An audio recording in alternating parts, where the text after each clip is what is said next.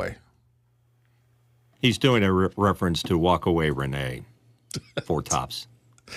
No, at Four Tops, the left bank. Ah. It was a cover. Sorry, Bill, you are right. You stumped the DJ. There you go. Okay. So we'll have a lot to talk about in these questions. Oh, we're doing production stories in the second hour? Oh, no. Yeah, if you have questions you've been hanging on to, this is an excellent day to get the benefit of the massive amounts of accrued wisdom here on the panel. So feel free to pop. This is the marketing time. Are you disappointed with today's hurricane?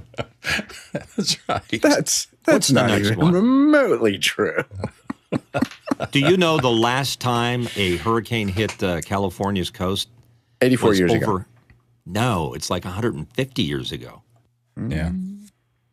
I'm actually glad that it was overpromised and under-delivered, because that could have been a real mess.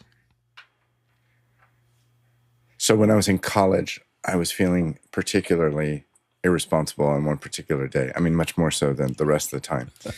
And I woke up on a Saturday morning and I decided to shrug all my responsibilities of the day, which were not insignificant. And I was like, I'm going surfing, body surfing. So I called a friend of mine and go, hey, let's go to Carpinteria State Beach. We jump in the car. It's a little gloomy out. It's cold up there. We get down to the beach, compared to San Diego for sure. We get down to the beach, full body wetsuits, Churchill fins, head out to the surf. We're standing on the water going, wow, looks really big today. So we start swimming out. Now, these were the biggest waves I've ever seen. Like literally, they were gigantic. And like the white water, when the waves were breaking, the white water that we were swimming under was probably, I'm going to conservatively say 10 feet high. In my mind, it felt like it was like 20, but conservatively 8 to 10 feet high. And so we're like diving down as far as we could and swim, pop out. Oh, another one, dive, get out. So then we're out past the breakers and we're like, we look at each other like, wow, that was insane. He goes, yeah, I know. So then we start picking waves to drop in on, and we like come up on the crest, and I was like, no. And you start back paddling and you pull out of it. And we look at each other, I was like, this seems like too big. Yeah, let's get in. So after we finally get in, scary. We get up to the car, we're unsuiting. It was like, well, that was uneventful. Let's go to Denny's for breakfast. And we turn on the radio. Small craft advisory warning, please stay away from the beach. Always listen to the radio. Do you qualify as a small craft? No, nobody should have been in the water, and we were out there swimming. Looked at one way, a surfboard is a small craft, right? Just saying. How you doing down there, Bill? I know everyone probably already asked you. A little rainy? Yeah, no, we came through it just fine. A couple of plants knocked over on the patio, so we obviously had some winds, but nothing enough to be a real problem. Have you seen the memes on YouTube that say that a couple of lawn chairs are knocked over? We will rebuild. They always do that when people overcorrect. It is a chance to remind people about Maui, though, that did get really messed up. And so help them out if you can. I got a call over the weekend from my friend who lives in Maui, and they're still having serious trouble. Yeah, I had a friend who lost his whole house. Yeah, that's very common. Like the front steps are there, nothing else. His wife barely got out alive. Stand by him.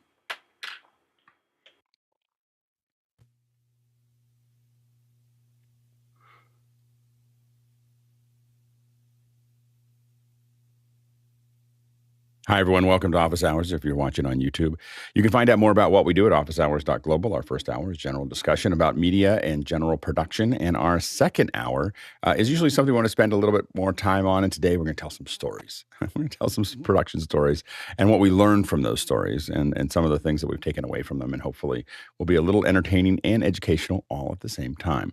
So stay tuned for that. And if you've got things you want to ask us, I guess you're probably just waiting for the second hour. But go ahead and throw those questions in right now.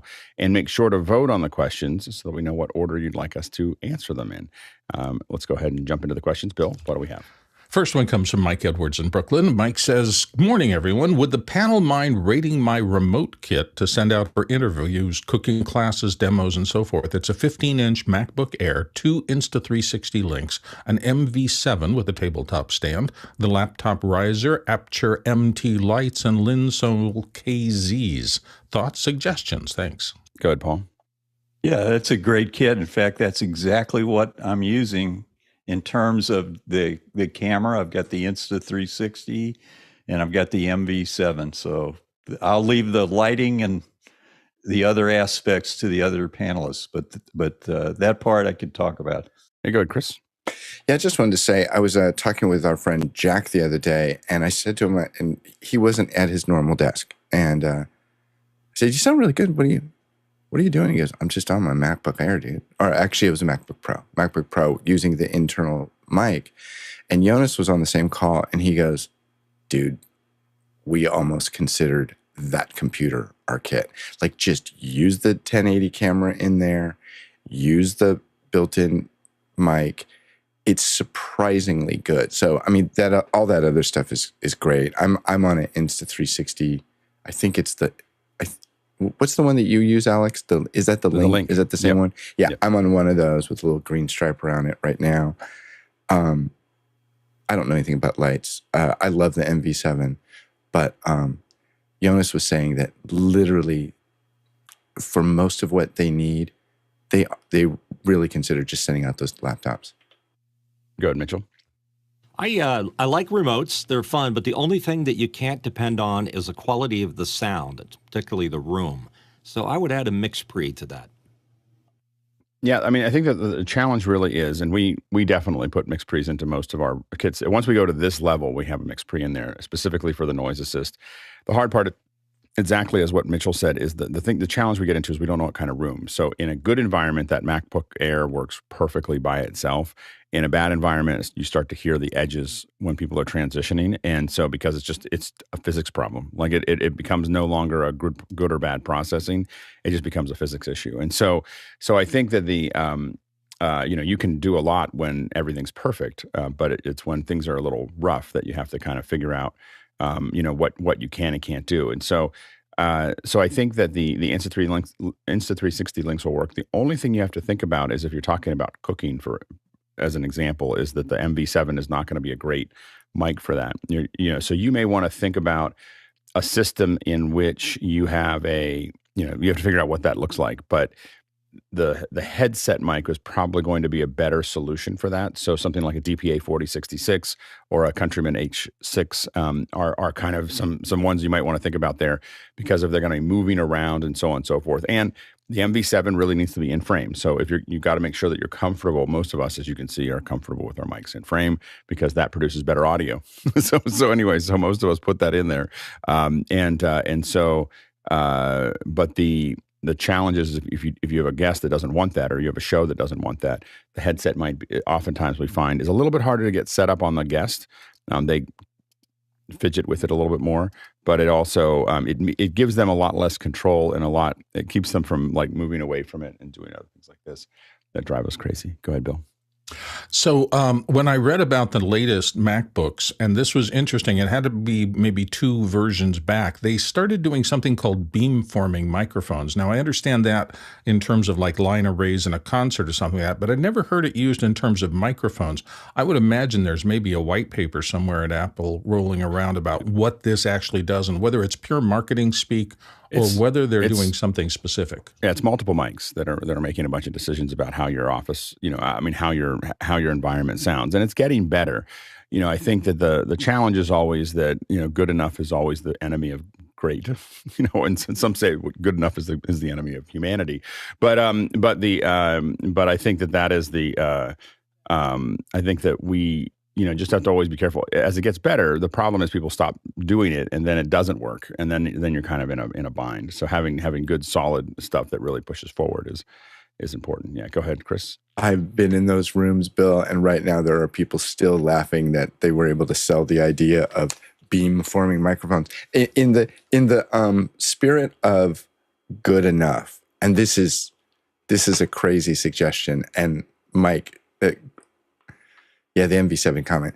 This is a mic I bought the other day, and it's actually the case for the mic.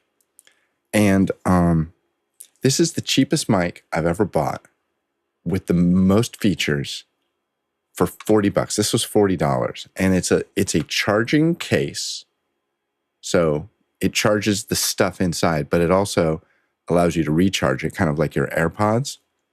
Fold the little thing out. You pull this guy. This is Thunderbolt. Plugs into your phone.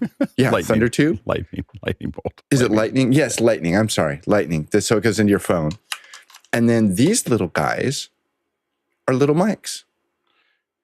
And this is the best $40 mic you're ever going to buy. It's a $40 mic. $40 mic. Again, it's not great. It's not great. But if you're on a budget, this thing is really interesting. Right. But I think that the goal here is that the Mike's stepping a little above that budget and trying to figure out what the right solution is. I understand that, but I was looking ahead, and this is the most appropriate time I could mention this. It's made by Ulanzi.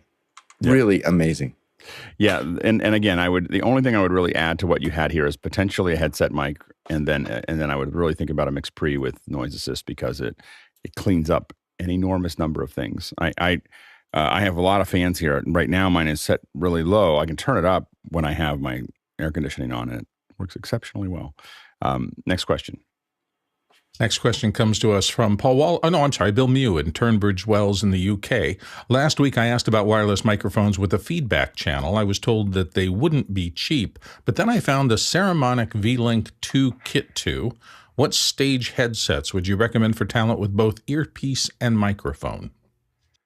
So, headset. So the question really becomes, if you're talking about a stage headset, typically we would, the only one that I know of that's low profile is the only low profile one that I know of is there's a DPA that has that, that has that there, and so that's the only one I could think of. Go ahead, Bill. I think I remember the conversation from earlier, and I think he was looking for an integrated something he could wear that also had IFB return channel on it.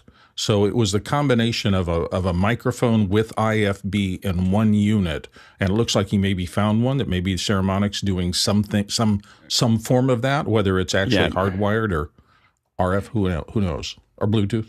Yeah, it is it's interesting. Yeah, it's got a.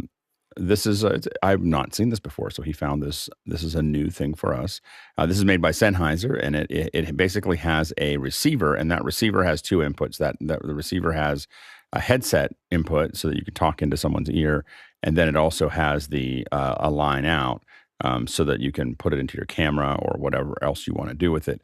And then what it doesn't really show is what the I guess the little receivers look like here. They don't have, but it does look like it has this little two-way. I think the versions that we've done, that we were talking about, are probably a little bit more involved than this. So the question really is, these are all the Sennheiser ones, and they're all running on, I believe, the Sennheiser kind of has an 1/8" jack process, and that might be, it's a little bit more challenging to put professional mics into, but it can be done. Go ahead, Chris.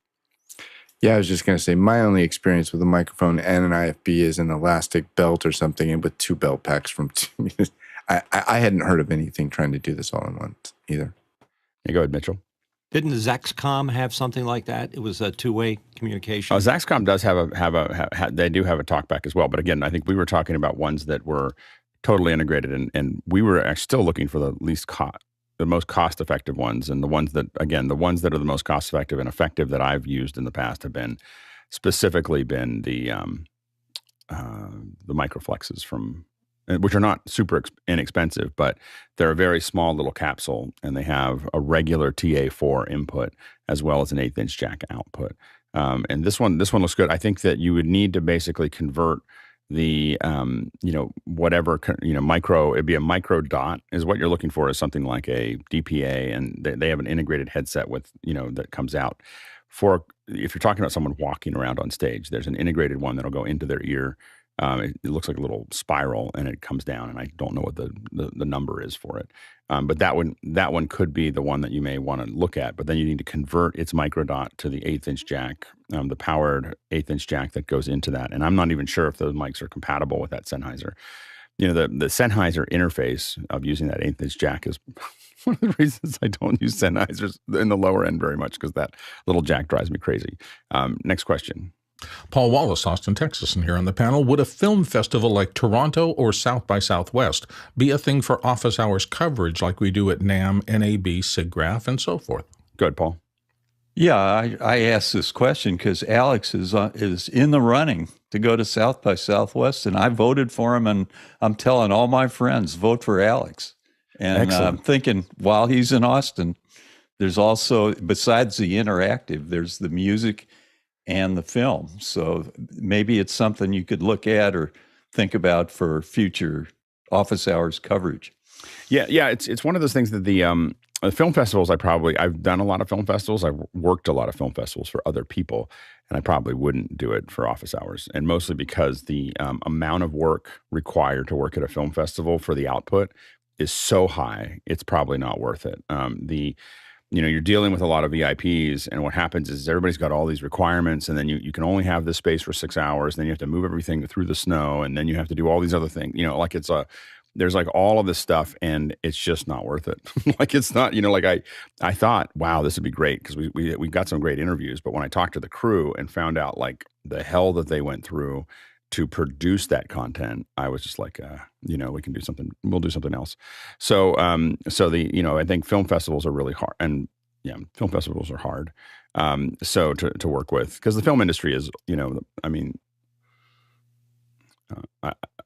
I don't have a nice. It's just very backwards. And so it's hard to work with. So South by Southwest, really what we focus on is the expo. So it's just a matter of looking at what the expo looks like and looking at what expos look like, because we're not going to get into the, we don't really care about the sessions. And the reason for that is that sessions for us, sessions for almost all conferences are kind of upside down and backwards.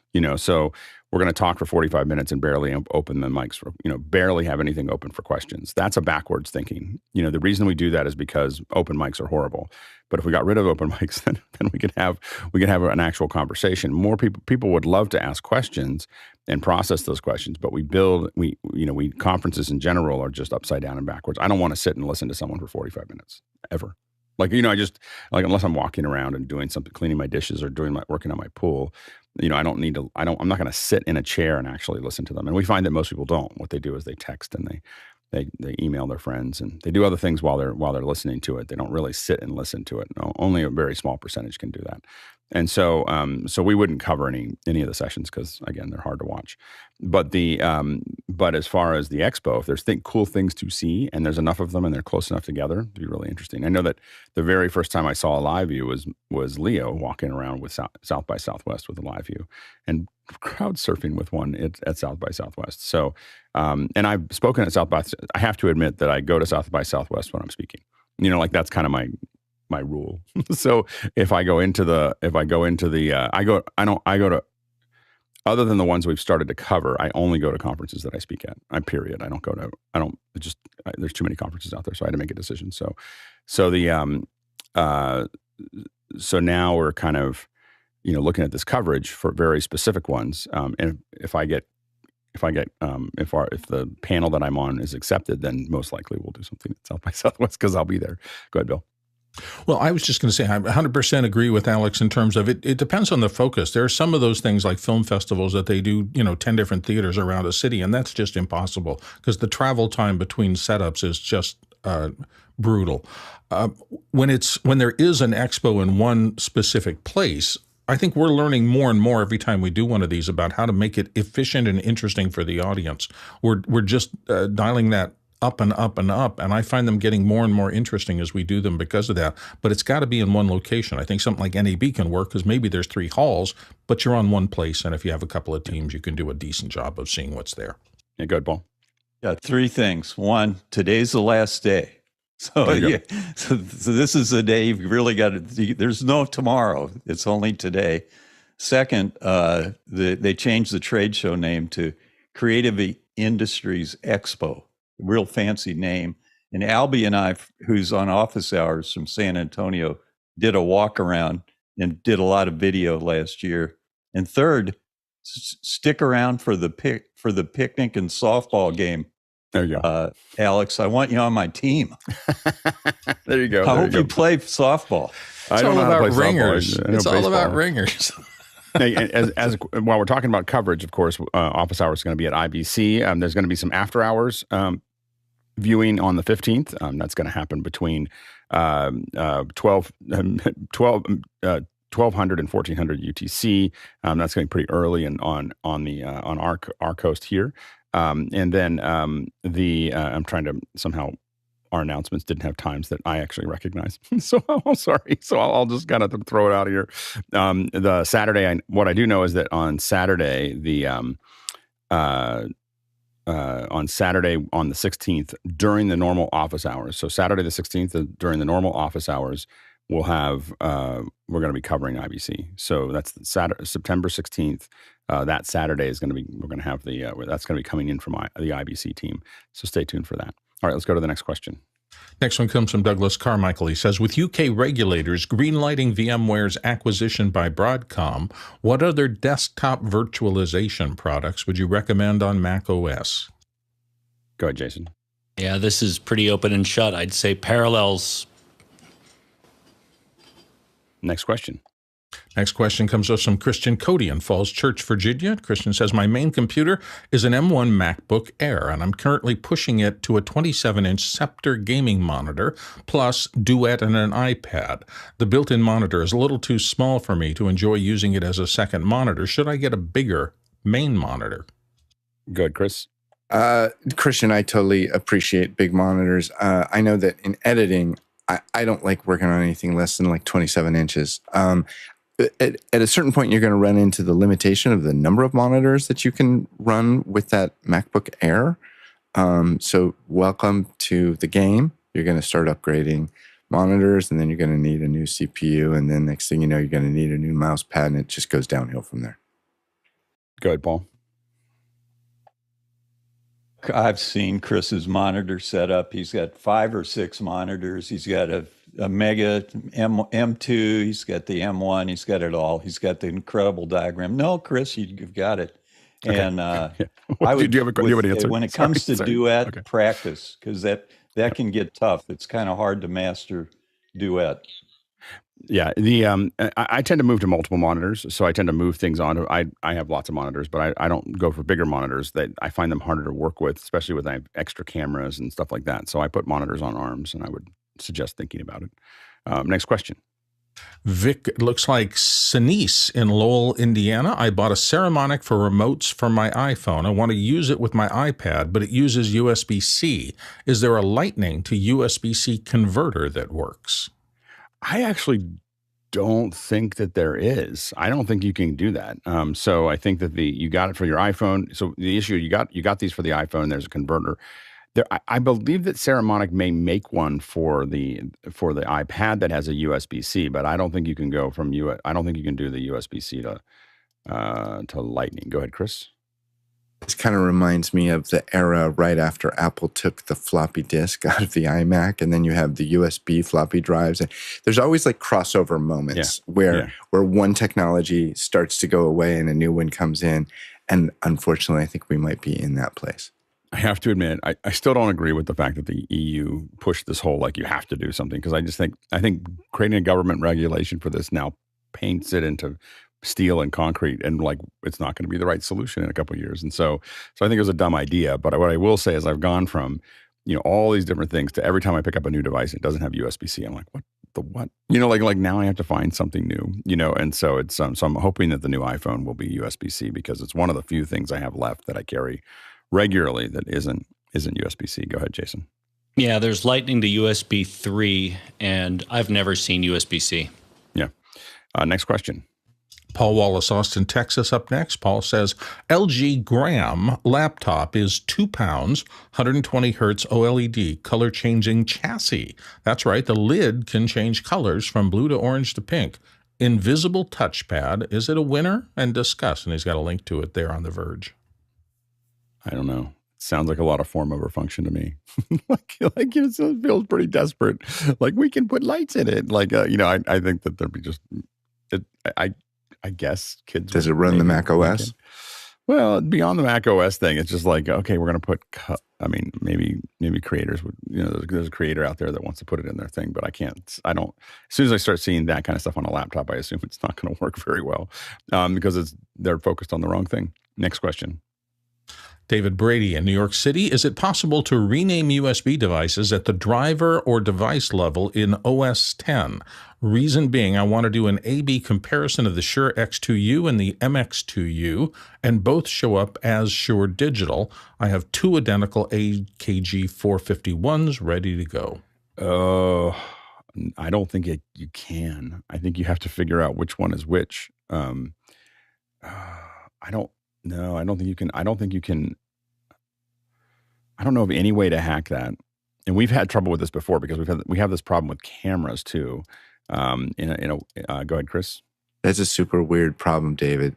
I would just plug them both in, look at them in the menu, do the, scratch test on one and go, okay, that's this one, and then start your test. But yeah, that's super frustrating. We've had this problem. It's a problem we've had not just with USB interfaces, but with cameras. You get a whole bunch of Brios or you get a whole bunch of Insta360s, and they all look the same to the devices. And so it's a little bit. The Insta360s the software itself knows which one is which. It's got a serial number, but otherwise they all just show up as a long line. We've had this problem with Brios all the time. Go ahead, Jason. All right, work with me here. This is a weird way to do it. You could take 2 aggregate sound devices, connect each one, and I believe you can rename those aggregate sound devices. Other than that, it's going to get weird. Oh, you're right.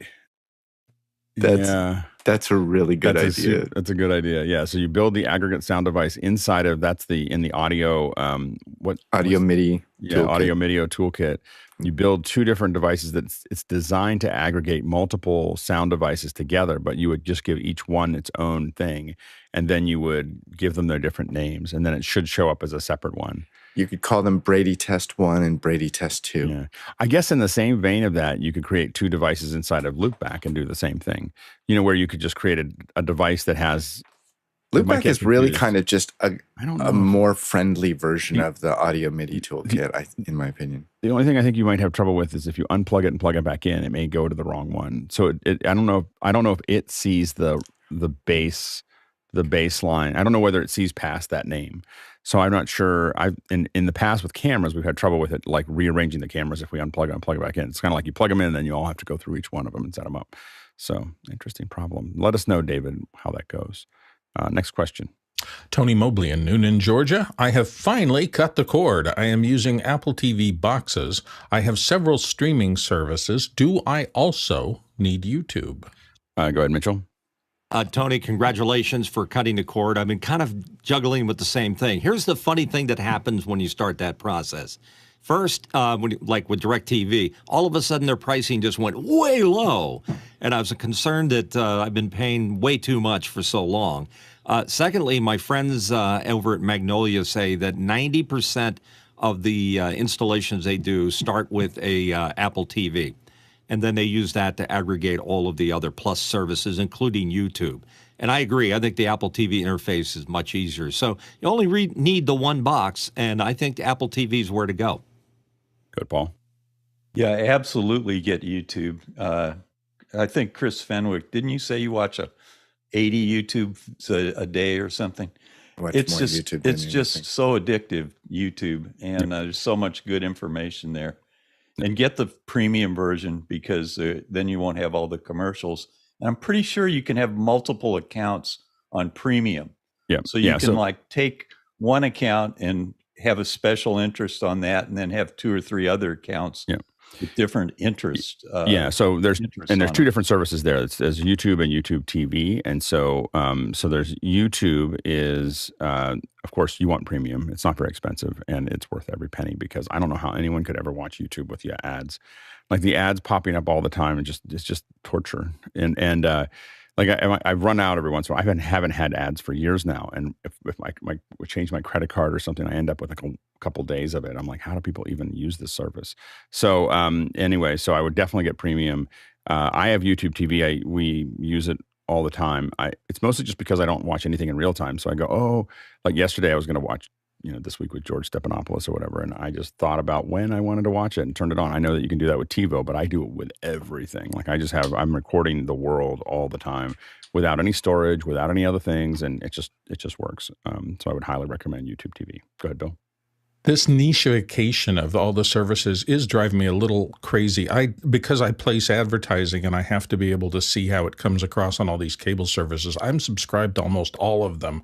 And I got to tell you, sometimes I click on something not realizing, to Alex's point, that it's one of those commercial adjacent things, and now it drives me insane. I mean, I'm so used to not having to stop and watch commercials that it's crazy. The other thing, though, is that, if I want to see something that's only on HBO, that's pretty easy for me. But just last night, I decided to go back and watch an old series of Joe Pickett, which is only on Spectrum. And they have a deal with Paramount, so it's only on their service. So no matter what you do to try to aggregate, you're still going to end up having to serve multiple masters because of this niche content thing. By the way, I think that we can all do the world a service. If we get to a service that makes you watch the ads, you should just cancel it. We should all cancel those services, because it's just wrong. And if at some point I feel like I'm going to end up retreating and using a lot less services. And right now, the 3 that I'd probably end up with is Apple, Amazon, and YouTube.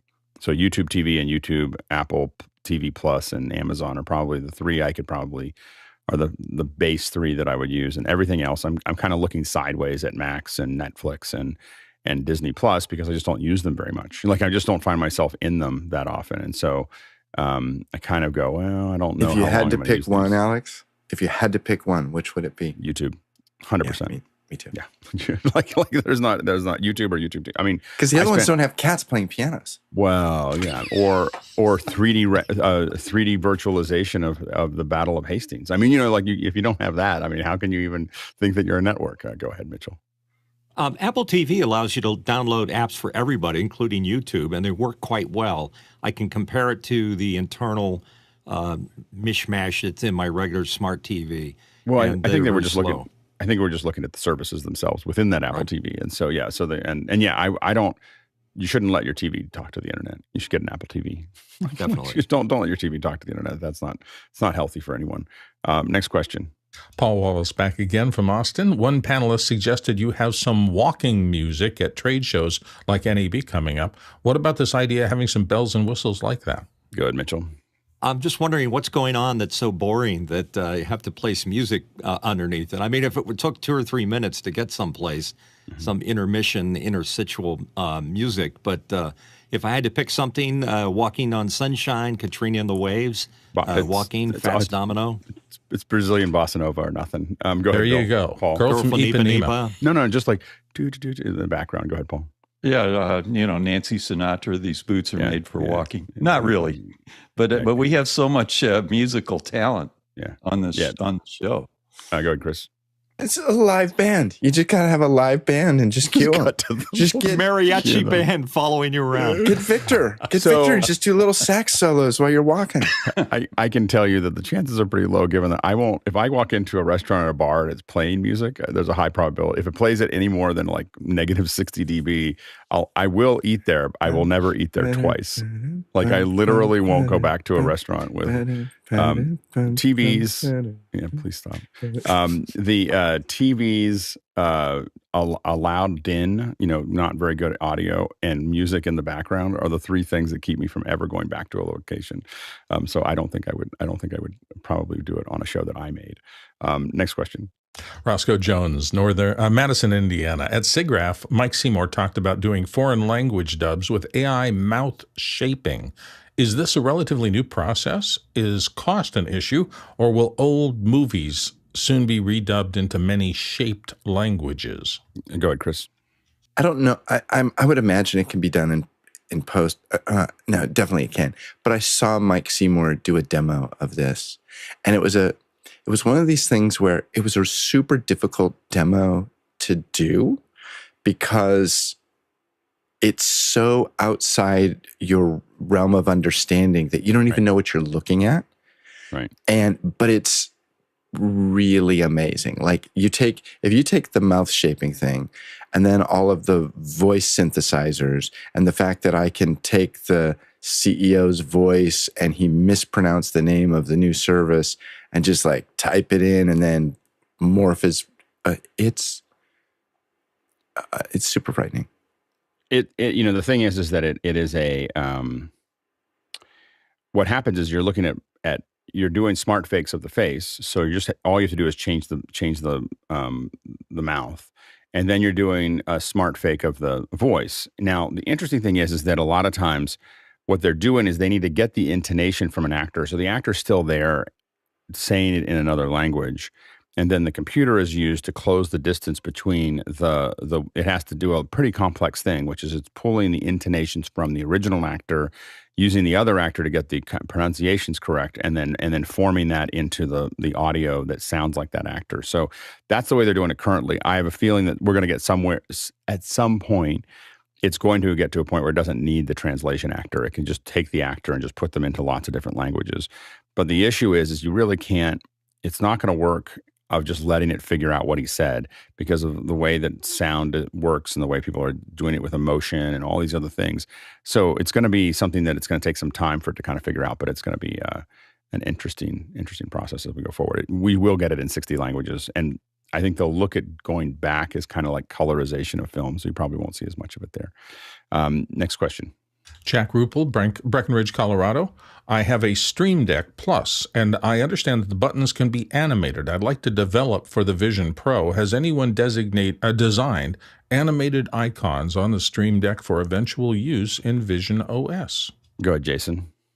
Fun fact, every single Apple TV icon is designed with this in mind. There is a secondary parallax that goes into the icons of the Apple TV.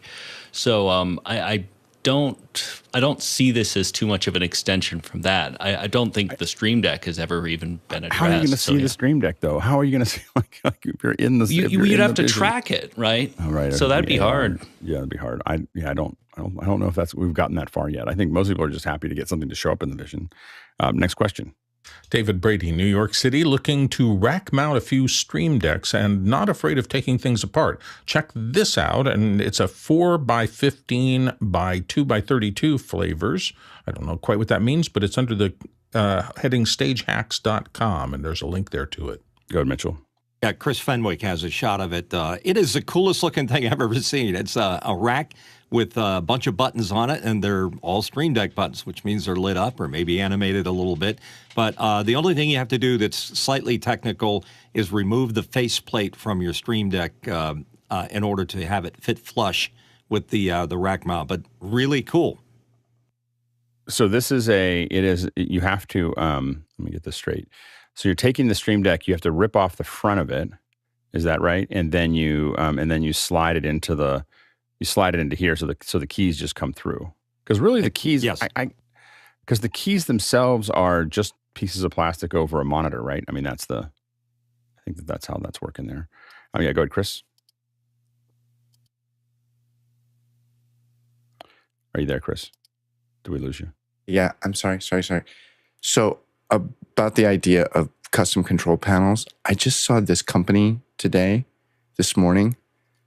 They make NASA-style control panels, and they have a whole bunch of them, and they absolutely look like you're inside a.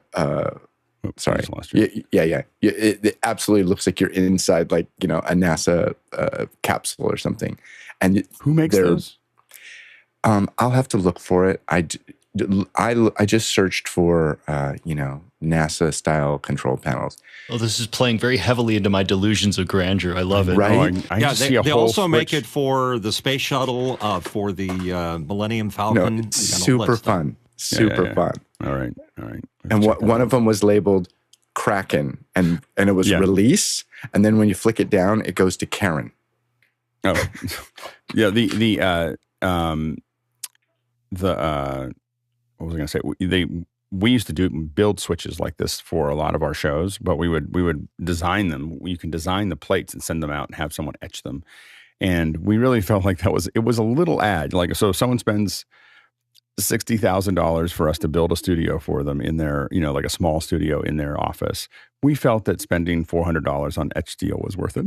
So instead of having some goofy little set of buttons, we had something that was etched out with nice little etched buttons, and they could just tap on them. And one was a person, and one was a computer, and one was two people. So you just knew what you were hitting. And I don't know, I felt like it was a great add-on that people seem to really enjoy. It's like a little surprise and delight thing. Yeah, go ahead. Concord Aerospace. Copy. Next question. Next one comes to us from Trevor Harrison in Burnaby, British Columbia. Alex, is Apple still on track to go private in 2024? I thought that was going to happen. It didn't. It's not going to. I think that the thing that I didn't really know when I said that was from a Mac Break reference maybe 10 years ago, was really understanding the value of a publicly traded company to to the employees. So beyond whether it's worth it or not for it to have all these investors, which that's probably not. What's really worth it to a company is having a way to empower employees. And somebody, and I don't know who in our group, has an open headphone or something, because I'm hearing myself back. So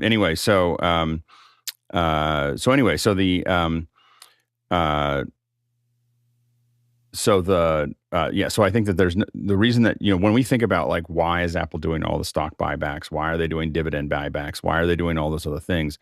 A lot of that has to do with maintaining a good stock portfolio. And a lot of that has to do with employee retention, because as employees are getting what we would tend to call, the golden handcuffs, which is that they keep on getting stock with its vesting over 4 years. And they keep waiting that stock out. There's always a reason to stay a little bit longer, and that's an extremely valuable tool. It's much better than paying people more money with cash, is to give them stock that vests slowly. And so that model is super powerful. And I don't think I understood that when I took it on. Yeah, go ahead, Paul. Yeah, Forbes says they have to buy back about $250 billion, but that's an old article, so they may still have to buy back several $1 billion. They wouldn't. Yeah, to get in a neutral position. Yeah, go ahead, Bill. They flirted not long ago with $3 trillion in a market cap. So that makes it much harder. When your stock goes up, it makes it a lot harder for you to buy back yourself. So it was easier when they were smaller. But it's interesting, we've heard of people who are so wealthy that they just completely exit from the banking system and become their own family bank. And I think Apple is at such a financial place of strength right now that whatever they're doing, it's probably because they think that's the best long-term play for a variety of things. And I don't think any time at that level those decisions are easy, because it just has such a ripple effect. Think of the number of countries that their operations affect. They have to be very cautious, and I think they make those decisions on good financial foundations, not just whims. Yeah, go ahead, Chris. So, Alex, I'm curious. In my limited understanding, to be privately held, you would remove the responsibility to cater to the shareholders. Do we think that Apple? Well, you do a lot more than that. I mean, like the level of requirements, level of legal requirements, reporting, requirements, even Starbucks, like lots of things around like monopolies and everything else. There's all kinds of things that happen when you're not publicly traded. The government loses a lot of access to controlling what you do. So, and not all access, but it definitely reduces it. But I'm now talking outside of my area of expertise. Yeah, it's curious thought, though. Yeah. Next, well, we can bring somebody in to talk about that, but I probably shouldn't say more because I don't know. Next question. Liberty White, in the land of Georgia. When it comes to travel for leisure, what are some of the gadgets or tech that you won't leave home without? My phone. That's the big one. Like my phone I take with me. Yeah, go ahead, Paul. Yeah, my Apple Watch and my iPhone and my HT, my ham radio handy talkie. Yep. Yeah, go ahead, Bill. Yeah, it's just my Apple ecosystem, and it really now is extended into the watch, the phone, the laptop. So those tools to me make my life go around now, for better or for worse. If it all falls apart someday, I'm stuck. But right now, that's what I live with. Yeah, go ahead, Chris. Liberty, it's leisure. Leave the stuff at home. Like maybe your phone. I can't get my wife to take. My wife loves to go hiking on the weekends, and her sister will be gone for hours. I can't get her to take her phone. I go, you realize there is some advantages to having your phone with you, but yeah, just enjoy yourself. Don't carry around a big bag of Apple stuff. That's bad. I have to right now. The thing that I'm carrying with me is an ambisonic mic and Scorpio, because I'm really into the ambisonic recordings, and I'm like, if I'm going to go somewhere in nature, I would need to bring some electronics to capture it. It's very hard for me. I walked away from it. Yeah, $10,000 sound card. Go ahead, Bill, real quick. I leave every day with nothing but my watch and my AirPods to exercise, but I could leave the AirPods behind. So the one thing that I really can't live without is the watch, because it has cellular connection, it's for safety, and it also does crash detection and things like that. So if I have a heart attack and fall over, I want that. Yeah. I do capture so much with my phone that I think my phone is a thing that is very hard. And my phone is part of my wallet, so both of them are tied together. Next question. Paul Wallace, Austin, Texas, up again with, I asked a question Saturday that wasn't clear, so I reword it now. Goods coming directly from China work worse than the same exact goods coming from Amazon or other U.S. sources. Is this correct? Good, Paul.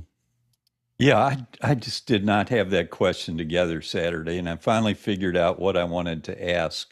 And a friend of mine, he said, every time he gets a package from China, directly from China, it's inferior quality. But if he orders the same thing on Amazon, it's good quality. Is that true? Is this the case? I mean, if it's the same brand and the same thing, there's a better chance that you're going to get there's a higher probability if you order directly from China that you'll have a knockoff. And that's probably what he's referring to. I don't think that otherwise if it's exactly the same thing, it's going to be exactly the same thing. Next question. Douglas Carmichael, in the U.S., many people with speech disabilities use the telecommunications relay service. For those that acquire speech disabilities later in life, would Apple's personal voice technology connected to a phone be a game changer? Yeah, I think Apple's general move towards all kinds of accessibility is useful. Next question. Next one comes to us from David Brady. One last one for me today. MBA M2, MacBook Air M2, and the Korg Nano Control, USB Mini on the Korg to USB-A, then USB-A to USB-C adapter. Power light pops on and goes out. The device is not recognized. How's Chris connecting to his Nano Control? Good, Chris. It's interesting, David. Is it not possible to get the USB a single cable? It might be that. So I'll be honest with you. My Nano controls are plugged into USB-A ports. One is going directly. One is going. They're both USB-A. One goes directly into the mix pre, so that's kind of a throwaway. But the one that goes into the Mac is going into a USB-A port. I would see. I don't know if that's a cable. Can you get the one USB to the thing? And you can get the USB-A to USB-C, but I think that one thing for you to look at is, first I would try it with just going straight into the USB-A and see if that works. The next thing I would do is probably use a hub before I used a USB-C connection, because I think it's the handshake across the USB-C that's causing the problem. So I think that you'd probably want to hub out one of the two, because I think that your MacBook Air... the problem is that the Korg is a USB Mini. So it starts as USB Mini. So the question is, can you get a cable that's USB Mini into USB-C? I don't know. No, I don't think so. But I would try a USB-C hub, and then I would put the USB Mini into the hub. I think that you're going to have more more luck with that. I think it's the cable part that isn't going to work. I think the answer is you have to have a little box of happy in between the two. Yes. Go, Jason. No, Alex, you got there. It's a USB hub, or it's just not going to work because the hub has the circuitry to make that correction That's right. properly, and the cables are not going to have that. Next question. Rian Smith in Trinidad, West Indies. Come January, February 2024, I'd love, or I have a dream, to live stream a concert in Atmos. How would this be possible with hardware and live platform costs?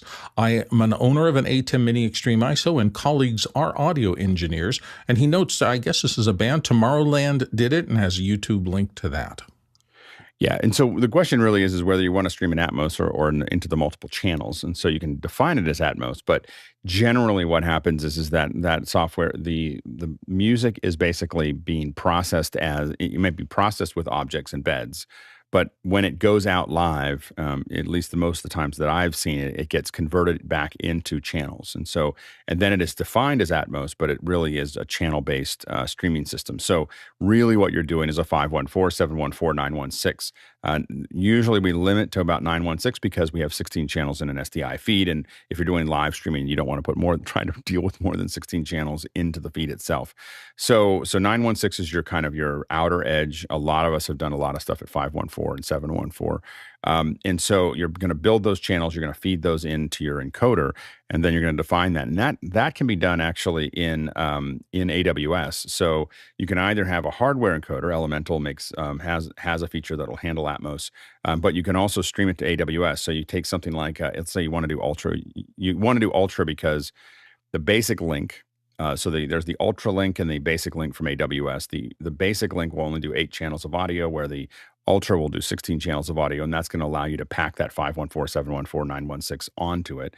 And then what you're going to do is you're going to pack that onto your UHD signal. We'll call it UHD, and you can even make it HDR if you want. Or you're going to send it up as some kind of, typically like a PQ 2020. And you're going to send it up to AWS. And when you get to AWS, you can then define it on the way out. You can define it as Vision. You can define it as HDR10, HLG. And then but you can also define the audio as Atmos. So what that's going to do is that's going to flag it as Atmos as it goes out. So even though it's channels, it's being flagged as Atmos. So when it hits your Apple TV or something like that, it goes, hey, I got a bunch of channels to give you, and Atmos will then hand it to you. I don't know anyone, maybe Tomorrowland's doing it. I don't know anyone that's doing Atmos streaming I don't know anyone that's doing Atmos streaming with objects, because that would be this comes down to a problem with manifests and all the different devices that it may have to handle. So I don't, and keeping that metadata along a production pipeline is not hard, not easy. So I think almost everybody I know that's doing this right now is doing channel based through the production pipeline because it's relatively stable. And then when it gets on the other side, you're able to do that as well.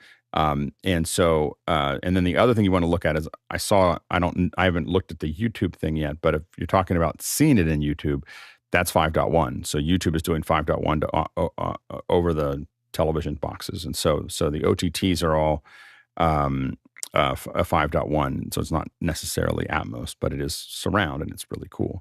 Yeah, go ahead, Jason. Yeah, I had to look into this. Tomorrowland is a massive dance festival in Europe.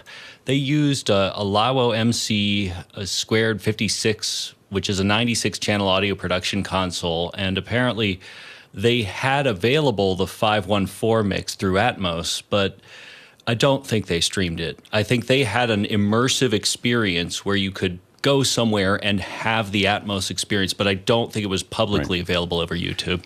It can be streamed. So, I've done Atmos streaming. So it's definitely possible to do Atmos streaming. Whether they do it, here's the real challenge is that if you want to do Atmos streaming and you want to stream to Apple devices, you just say, this is Atmos, and they all work. Like literally every Apple device made in the last 5 years will go, hey, I know what to do with this. I can put it in your ears. I can put it in the screen. I can put it everywhere. Windows and Android, not so much. And we have, I have been dragged along the asphalt for miles, trying to figure out how to get Atmos to work on Windows and Android reliably. And a lot of this has to do with a lot of it has to do with the manifest and how manifests are handled. The way that this actually gets done for feature films is they build hundreds of manifests. So literally it's a dynamic manifest delivery. So like if you look at Disney might have 450 manifests, and it goes, oh, you're this Android, I'm going to hand you this specific one. Oh, you're this, I'm going to hand you this specific one, which is the only thing you can read. And it's just a nightmare. And it's all the Android and Windows side of Atmos streaming is the problem. So anyway, because the Apple stuff all just works. Next question. Andre Dalle in Berlin says, I want to buy an Apple TV for my quite vision impaired mother so that she can watch YouTube gymnastic videos from her iPad on a big screen. Should I buy an older one from eBay or a current one? Advantages, disadvantages. Never used a newer one than Gen 3. Go ahead, Bill. I think the issue is going to be, what's her watching pattern now? If she just wants to watch these, you should have no problem. Hook up your Apple TV, help her find the channel for those or the feed for those, and she's done. If, on the other hand, she's a pretty big TV consumer and likes to watch local channels and things like that, that's the one thing that Apple TV can sometimes have difficulty with. Now, not always, because we have a Spectrum app. We're in a Spectrum cable area, so we put that on the Apple TV so we can get local news, local channels, local information through there. But just make sure that that's available if she likes those kind of viewing adventures, because if we occasionally have ours set up so the Apple TV is on one input on the TV and our regular cable service is available on another channel, and it can be a hassle to find a second remote, change inputs, have to get to the other system, then remember you're in that system when you want to come back and watch the local news on the regular one. I wouldn't put my grandmother, who's maybe having trouble with her eyesight, into a system like that. I'd want to make it as easy as possible. Yeah, there's so many different generations. It's hard to even know what generation you're talking about, because it could be the 5th generation or a 3rd generation, or is it a 4K 3rd generation, or all these different versions of these. But I wouldn't probably go back earlier than 2021. So I would probably, I think that those are, you're going to have operating system issues that may mean she has to deal with things. And so I'd probably go back to 2021 and that's a version or 2 back. And then maybe even 2018. I mean, I have older ones that I use fairly regularly, but they are quirky at times. It's just in the sense that the operating system is looking for something that's not there anymore. Next question. Paul Wallace, Austin, Texas. Participation tracker measures speaking in real time, so it's clear when somebody hasn't gotten a chance to speak or when it might be time to pass the mic in your Zoom meeting. Discuss, and he has a link there to it. Go ahead, Paul. Yeah, wouldn't be something you'd need in office hours, because you have an equitable distribution of speakers. But in a corporate meeting, a lot of times the main speaker will dominate the conversation. So this would give everyone a chance and tell them who spoke and how many percentage. There's another app called rewind.ai that's phenomenal that tells you everything you've done in a Zoom meeting. It takes your Zoom meeting, dissects it, analyzes it, and spits out a report on how you did. It's all amazing. of this stuff is measuring the wrong thing. so sorry. It's like measuring participation. It's measuring the effectiveness of the meeting is what matters. Like, did people get what they needed? Did they learn what they needed? The idea that we should try to figure out how to make it equitable. Sometimes there's a person that's giving instructions or asking people things, and they're going to show up higher than that. Like all of this corporate, like word clouds and, all this other stuff is all just, it's so corporate, and it so doesn't matter. Like, not to the actual effect of the event, and so I just feel like people get into these things and I'm sorry, it's a point of annoyance of mine. Go ahead, John. Elon Musk has a counter in meetings and shows how much money they're wasting in the meetings. That's a good counter. So, one thing about me is like if someone schedules a meeting, I expect 25 minutes, and if they do longer, I'm like, really? Like, why did we schedule more than 25 minutes? Like, I think we could probably fit it there. Next question. Douglas Carmichael, if you were recording a concert via multitrack on the console and you wanted to add Atmos ambience, would a mic like the Sennheiser Ambio VR mic be what you want? And he's got a link to it there. No, you probably would put different mics in different places, shotgun mics to pick up a lot of different things. The Ambio would be very hard because it's close to a lot of things, and you'll only pick up the things that are really near that mic. So usually what we do for those kinds of things is the spread out mics. Those are either shotguns and sometimes even labs. But we move them, and we put an array of them, in various places to kind of gather that data. But otherwise, the mics, it's really easy to get like a person talking, next to you, and that you hear in the reverse. And so I wouldn't use ambios in that environment. Next question. Gordon Lake in Los Angeles. If you're using an M1 Mac Mini for Zoom ISO, is there any situation where you'd capture at 60 frames per second over 30 frames per second? Go ahead, Chris. I wouldn't, but I don't. It really depends on the content that you're trying to capture. I mean, it's Zoom ISO. It's Zoom. It's probably going to be people talking. I don't think you need 60 frames. Well, and also, I don't even know. Can it do it? Yeah, can Zoom output 60 frames? I don't think so. Not that I know of. No, it cannot. It's a 30 frame per second platform. You're going to make a bigger file that's heavier that you don't need to mess with. Yeah, there is no upside to doing 60 frames a second records. Next question. Douglas Carmichael, it seems like social media companies are investing a lot in AI technology to moderate content at scale. Do you think human moderators will ever become a thing of the past?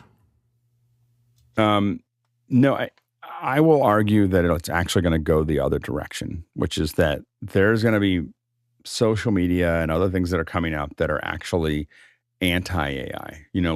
There's nothing being used that's automated. I think that you're going to find that there's a backlash to the automation because it's getting pushed pretty hard, pretty fast, and generally when every action creates an opposite and equal reaction. And I think that you're going to find people are will bristle and start to say, these are human only. This is like, we don't serve those kind here. This is a human only environment, and I think that you may start to see more of that starting to pop up. I know people around me are talking about it. Like they don't want the machines. so we'll see how that goes. Next question. Andre Dali, Berlin. Can I share my YouTube Premium account with my relatives and create a separate user which doesn't see and influence my YouTube playlists? I don't think Premium account. I think you can. I don't think you can do that with Apple, the YouTube TV. Go ahead, Bill, real quick. Yeah, I just got stuck in that when I was first signing up for YouTube and things like that because my wife and I shared it, and all the content that she is interested in and the content I'm interested in is different. So our feeds, because they were concatenated, would end up with a bunch of stuff that I didn't want. So now she has her own account, I have my own account, and life is better. Yeah, go ahead, Chris. Bill, spending money like crazy over there. I will tell you, as you can see, I'm in a new background. I essentially have 3 different domiciles that are kind of mine-ish.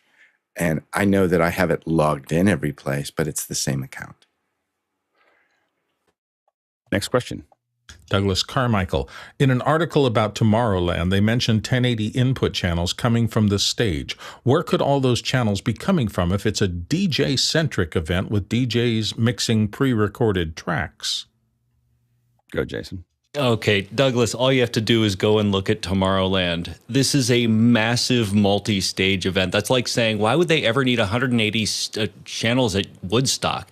It is so big, and like there's so much play out throughout this entire, You just look at the YouTube and you'll understand why they need 180 channels.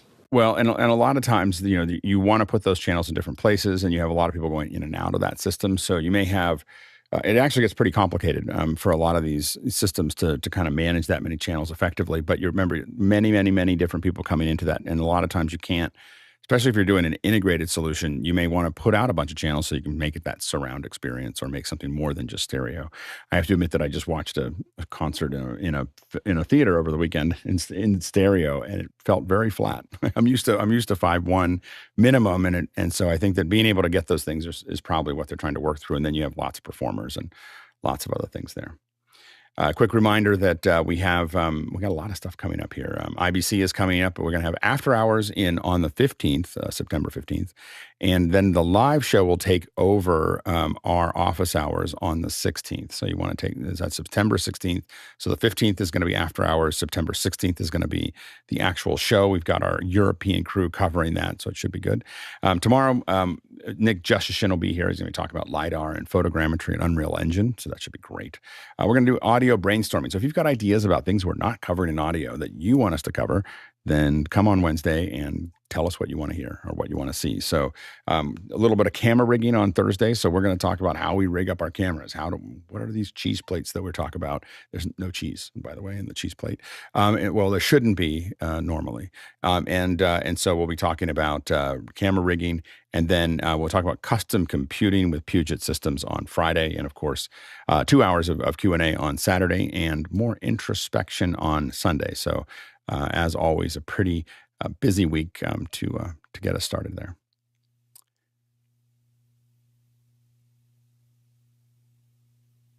And now we are starting the second hour. You're probably wondering what just happened there. So we're working on this situation. I'll give you a little bit of background here. But we're working on starting and stopping very precisely so that we can do automatic sectioning of this show. So the goal is that I'm going to start, whether the production team on the back end is ready for this or not, I will stop at about 7:59, 55 seconds. And where eventually you'll see, instead of me sitting here uncomfortably, you'll see it fade to black. And then it'll fade up and I'll start again. So we are kind of move down that path. So just you'll see us kind of moving through that. But the goal is for us to start and stop very precisely at the top of the hour. And the reason for that is that we're going to start separating our records out of these so that we can separate the Q&A from the second hours. We think it'll be a more viewable thing for all of you that are watching. So now we're jumping into no one's raised their hand, so maybe it's just going to be me telling stories because I don't have any of the panelists raising their hand here. But the goal here was we thought it'd be fun for the panelists to tell some stories about things that they've worked on, and specifically things that they learned something from. So things that were a good idea, bad idea, things that we're working on there. And if there's not a lot of questions about them, or if there's not a lot of stories, it'll be a really short second hour. It's a little bit of an experiment. So anyway, let us know if the panelists have ideas about things they'd like to tell. Chris usually has stories, so I'm expecting him to raise his hand. And there you go, I saw it there. And Chris is like, no, I'm not going to tell any stories. And Mitch, go ahead. We'll start with you. Yeah, usually I get in trouble because this gets me into trouble with clients. And what happens is you feel obligated when a client comes to you, a new one, and they want to do something that you definitely think is going to get them into trouble. Because one of the things that we bring to the table as producers and production people is our ability to look into the future and see where that's going to lead. And if we see a client doing something that's definitely wrong, the wrong approach, then you know for sure that you have to speak up at some point. And that generally will test the relationship. I don't want to get into specifics because I got into trouble, but I had a client that I knew what they were asking to do with the editing approach and using a professional that was going to supply a pre-done edit of a medical procedure. And I'm already going too far.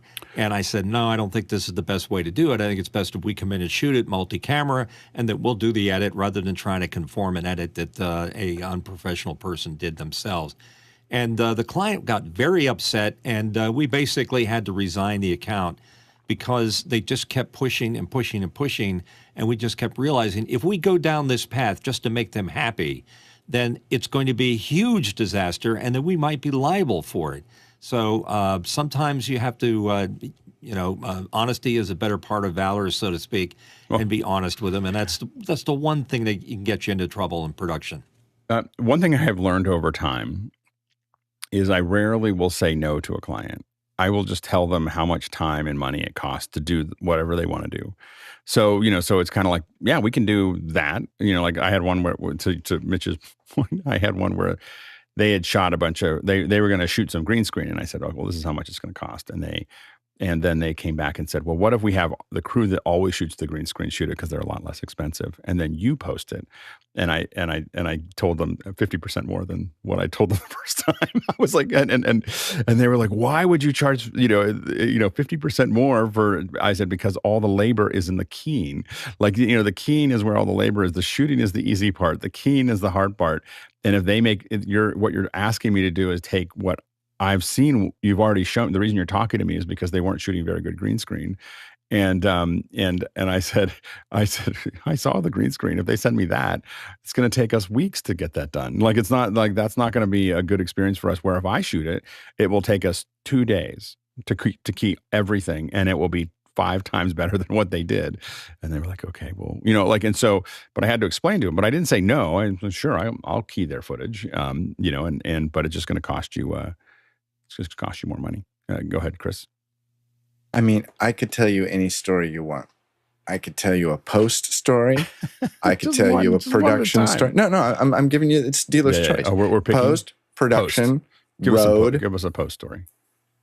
Well, there's this company up in San Rafael. No, not that one. Not that story. No, a really fun one, and I think I've told this before, but whatever.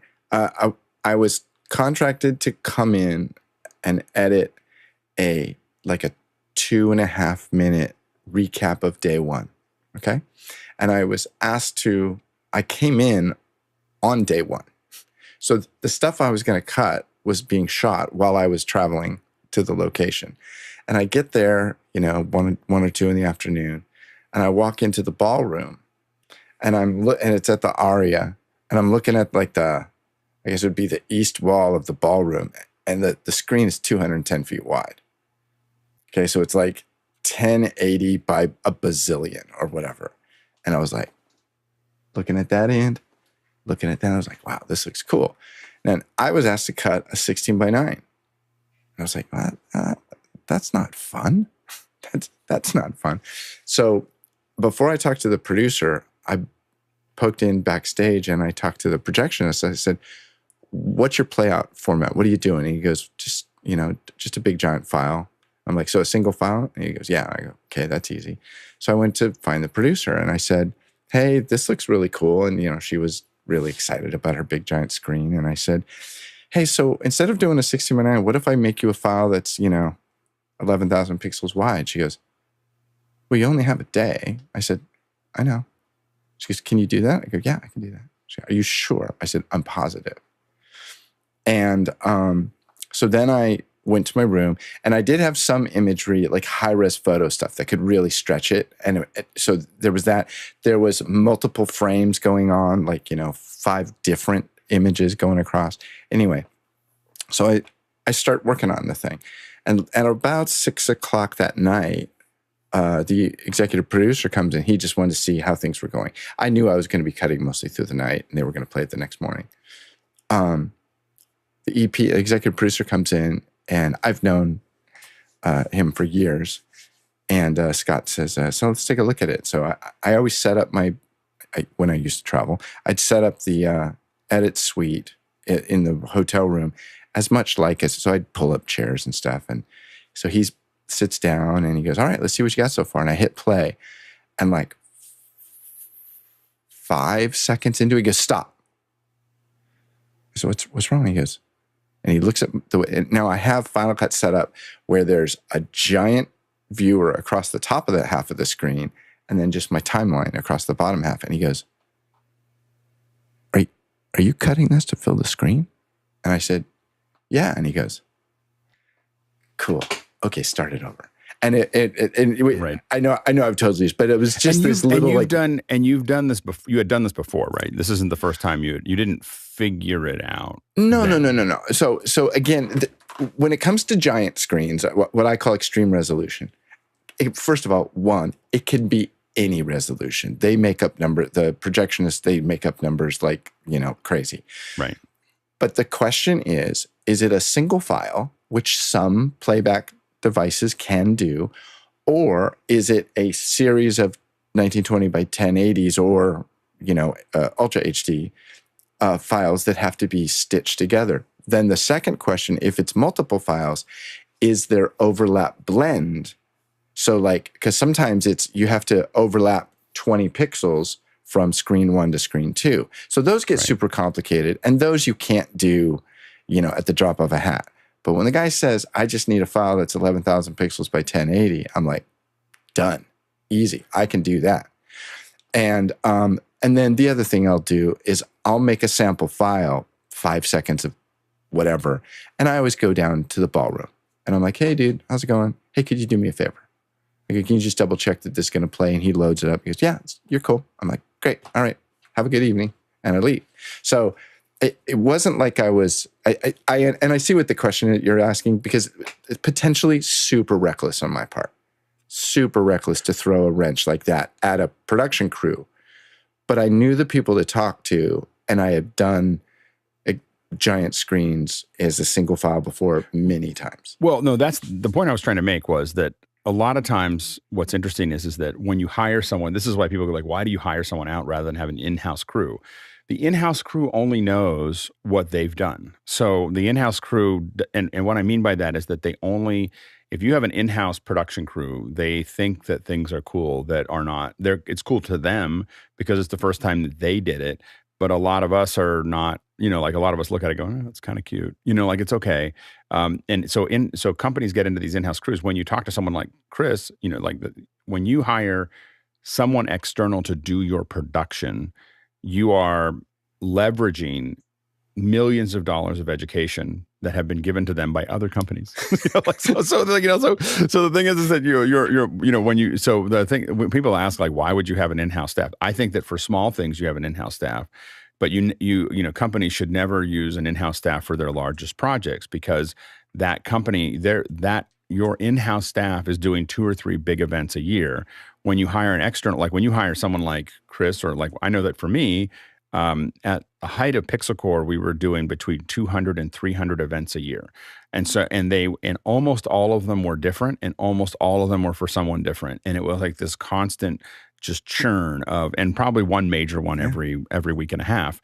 And so we were just doing this. We were constantly fixing this and constantly running up against working with different agencies, which I would learn something new from. I would learn things to do and things not to do from different agencies, different broadcast partners, different event partners, you go, oh, I really like there'd be some little thing that I liked that they did that I would save. And then there were a lot of things that I would throw away like that, and the more you interacted with more people, the more you built that up. And you don't see that when you're only doing your own work. And what we saw with in-house crews is a certain level of stagnation, because they only see the things that they work on. What they do is lather, rinse, repeat. Right. And at a certain point, even when they innovate, the innovations are generally pretty minor compared to what we're used to. And the other thing is that at a certain point, so if you ask somebody, what does Alex do? He, builds complex things and delivers them, or I edit videos. I mean, that's part of what we do. But there is another level in this business where it's not just doing what we're asked to do, but it is integrating with a much bigger machine and interacting with people. Like literally, I think Alex once, I have this in my list of Alex Lindy quotes. You said that you hire people.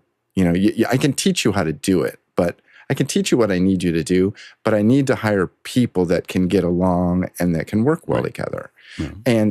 And that's when you go to and to be fair, I've done many shows for this executive producer, and I still do. Just talked to him the other day for a big screen thing.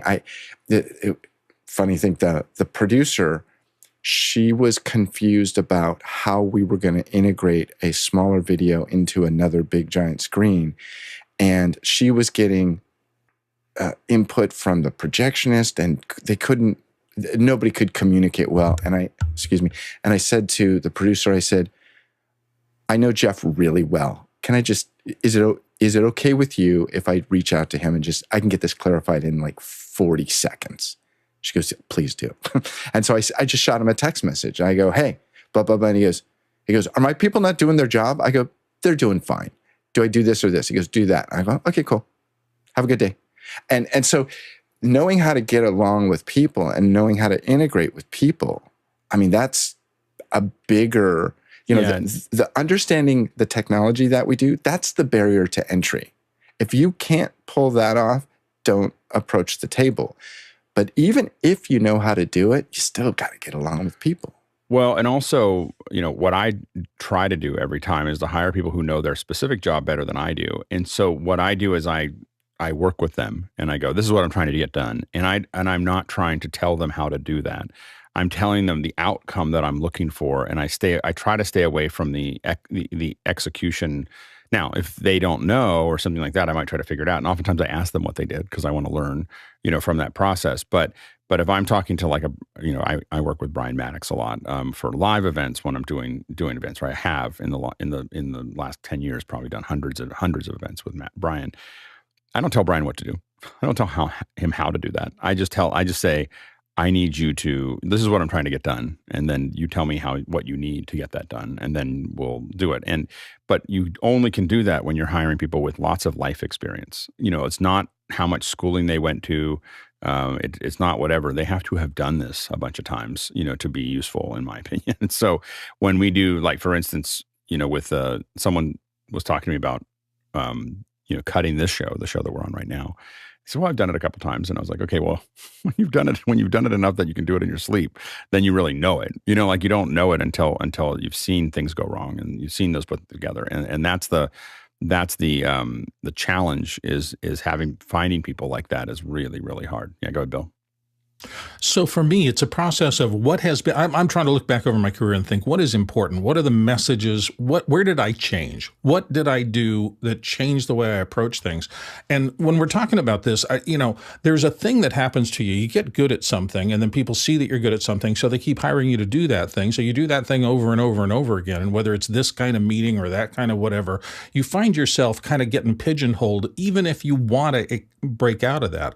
One of the techniques I used early in my career to try to not break out of that was pro bono work. And I think I mentioned this story before, but once upon a time, back when I was in my early 30s, my roommate had been a volunteer at one of the local wildlife rehabilitation things. And when she found out that I was skilled in some cases at doing video, she said, can we do something for the organization? I thought, okay. People have been telling me I should hold out a couple of pro bono slots out of the production schedule every year, and that the reason you do that is because without a paying client, you can do whatever you want creatively. So I said, yeah, let's do something. And we were in a meeting, and a couple of things came together in an unusual way. One of it is that somebody knew a friend who had a big crane. I mean, literally a really big crane, 100-foot crane. And then we were talking in the meeting about doing a wildlife release of rehabilitated raptors out in the Superstition Mountains. So it was really cool. I thought, well, what a perfect combination. Let's take the crane out into the dirt roads, find a place, and then we can get a raptor's point of view of what it's like to rise up out of rehabilitation and go flying off. So yeah, it seemed like a good idea at the time. So we did that. And so I found myself one day at the top of a 100-foot crane arm over the mountains shooting this stuff. And it was gorgeous and it was beautiful. And I came back feeling so great. I never would have been given the opportunity to do something like that just as a shooter. But then the big lesson came later. And that is, as I got down and I had that footage, I had some of the footage of the veterinarians who were going to rehabilitate the raptors. I also said, okay, you've got a crew here of volunteers. Let's talk to them. And I was so impressed by the passion that they brought to their subject. And, I've been doing voiceover for a lot of years. And I've said this before here, that one of the crutches I used to use is that if the program that I was working on didn't have much drive, I could always just narrate my way through problems. As I was looking through the footage of everybody who was talking, when I finally got down to the final edit, this weird little thing came up the back of my neck, said, shut up and let them tell the story.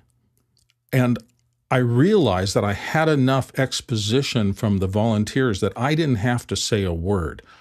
I've told the story before of I took this video when I had finished with it to the thing, and at the moment of the first release, the entire audience stood up and cheered. It was partially because of the sound mix and things like that. There was a big boom at the moment that happened.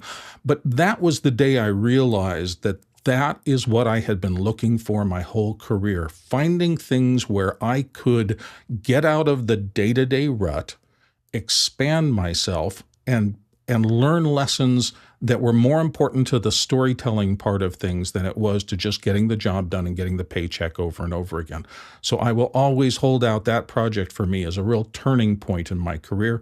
Started by doing something for free, but it really released those ideas for me for the rest of my career, and I'm really grateful for it. You know, I think that one of the things for me is that I spend a lot of time, I do a lot of free, pro bono stuff. I do a lot of things like, hey, let me just play with this. And I always think it's funny because I joke that, free is the straw that drank 1,000 milkshakes, So a lot of times I get in on things because someone will send me something, hey, I need some help with this. And I'm like, sure. And I'll spend a little extra time on the weekends or whatever.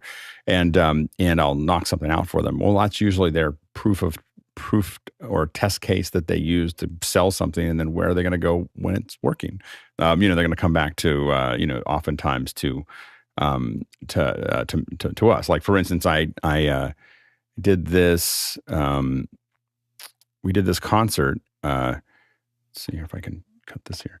This was done for free, and YouTube had just released 4K, so I was hungry to do a 4K live stream, and I had the encoders to do it. I just didn't have anywhere to, I didn't have where to put it, and so YouTube did this, and this is Natalie Dawn from Pomplamoose, and so she wanted to do her own, little concert, and we went into the Patreon headquarters, and her husband started Patreon. But for free, we just kind of brought in a truck of gear, like all the cameras, all the things, all the people, everything else. And here you can see kind of the setup. We had lights and speakers and everything else that we needed here. And the thing is that we learned so much, and we were able to train so many people in what we did. That it was, what it didn't have is the pressure of being paid for it. We were experimenting with something. We don't even know if 4K is going to work. But and what I find is that it's very, very hard for me to figure out how to do production in a vacuum. So we can sit there in the office and wire things out and think about them. But until you're on the ground and you're actually doing it, you don't know whether, you don't know whether that's going to work or not, and whether it's really going to stand the test of production. And what's funny is that then years later, when COVID started, this happened years before COVID, Patreon called us and said, hey, we're trying to do some streams. Can you help us? Because, and it had nothing, but it wasn't, we didn't do it for that reason. We didn't think of it that way. We simply, we were just doing it to do R&D at that moment, but you just never know what you're going to unwind when you do that. And then we did a bunch of stuff there, and it was good. Yeah, go ahead, Mitchell. Fun stuff happens in production. Way back when I was doing a project with the Pepsi Challenge. Remember they had that thing where they were comparing it to Coke. And anyhow, there was a video production that we had to do, and I'm real picky about the music tracks. And if somebody's going to edit a music track, they better do it right, because I'm really picky about it. Well, I couldn't get to it, but all of a sudden the client decided they wanted to see a pre-cut the next morning, and I let one of our junior editors do the edit, and the edit was horrible on the music. Yeah. It was just so, but we had to walk it out to the client right then and there. So I said to the crew, I said, look, I'll just cough during the presentation to the client. I'll just give it a good cough, and a good cough can cover a bad edit any day of the week. So we went to the location where the client had. They rolled the tape, and right at that edit point, not only did I cough, but half the crew coughed at the same time. So there was something definitely up. So I just laughed. It was funny. Next question. Next question comes just from Dave Troutman in Edmonton, Canada. I was followed by the Prime Minister's security when they heard somebody call for me to get the shotgun from the truck. The leather case didn't help things. Anyone else have a security issue when on location? Go ahead, Paul. Yeah, I wouldn't use that terminology. I would say a skinny mic. Bring the skinny microphone. Yeah. Okay. Right. Yeah. Go ahead, Jason. Oh, that reminds me. I once made the mistake of saying that I needed a second shooter, and don't ever do that anywhere in Washington, D.C. I mean, anywhere in Washington, D.C. Yeah. It's the world's worst phrase. Just never use it. Go ahead, Chris. I'm here to shoot the president. Yeah. My little brother used to fly like competition kites for fun. the kinds with the 2 strings that you can steer and stuff. And the best case that he could find to store it in was actually a rifle case. And the rifle case would stick behind the seat in his work van. And he would, be out on the road working. He was like, ooh, good wind. I got 10 minutes, pull his kite out, fly for a little bit, take off. Well, he was down by Moffett Field, down in the South Bay. It's actually that way. Moffett Field in the South Bay. And the president was flying in. And he got pulled over at a side, a roadblock, and the guy looks at him and goes, "Get out of the van." Like literally, he's like, and the guy pulls it out and he goes, "What is this?" And he goes, "It's a kite." He goes, "Why are you having it in a rifle case?" And he goes, "It fit." Like, I don't know, right. It worked fine. Right. Go ahead, Bill.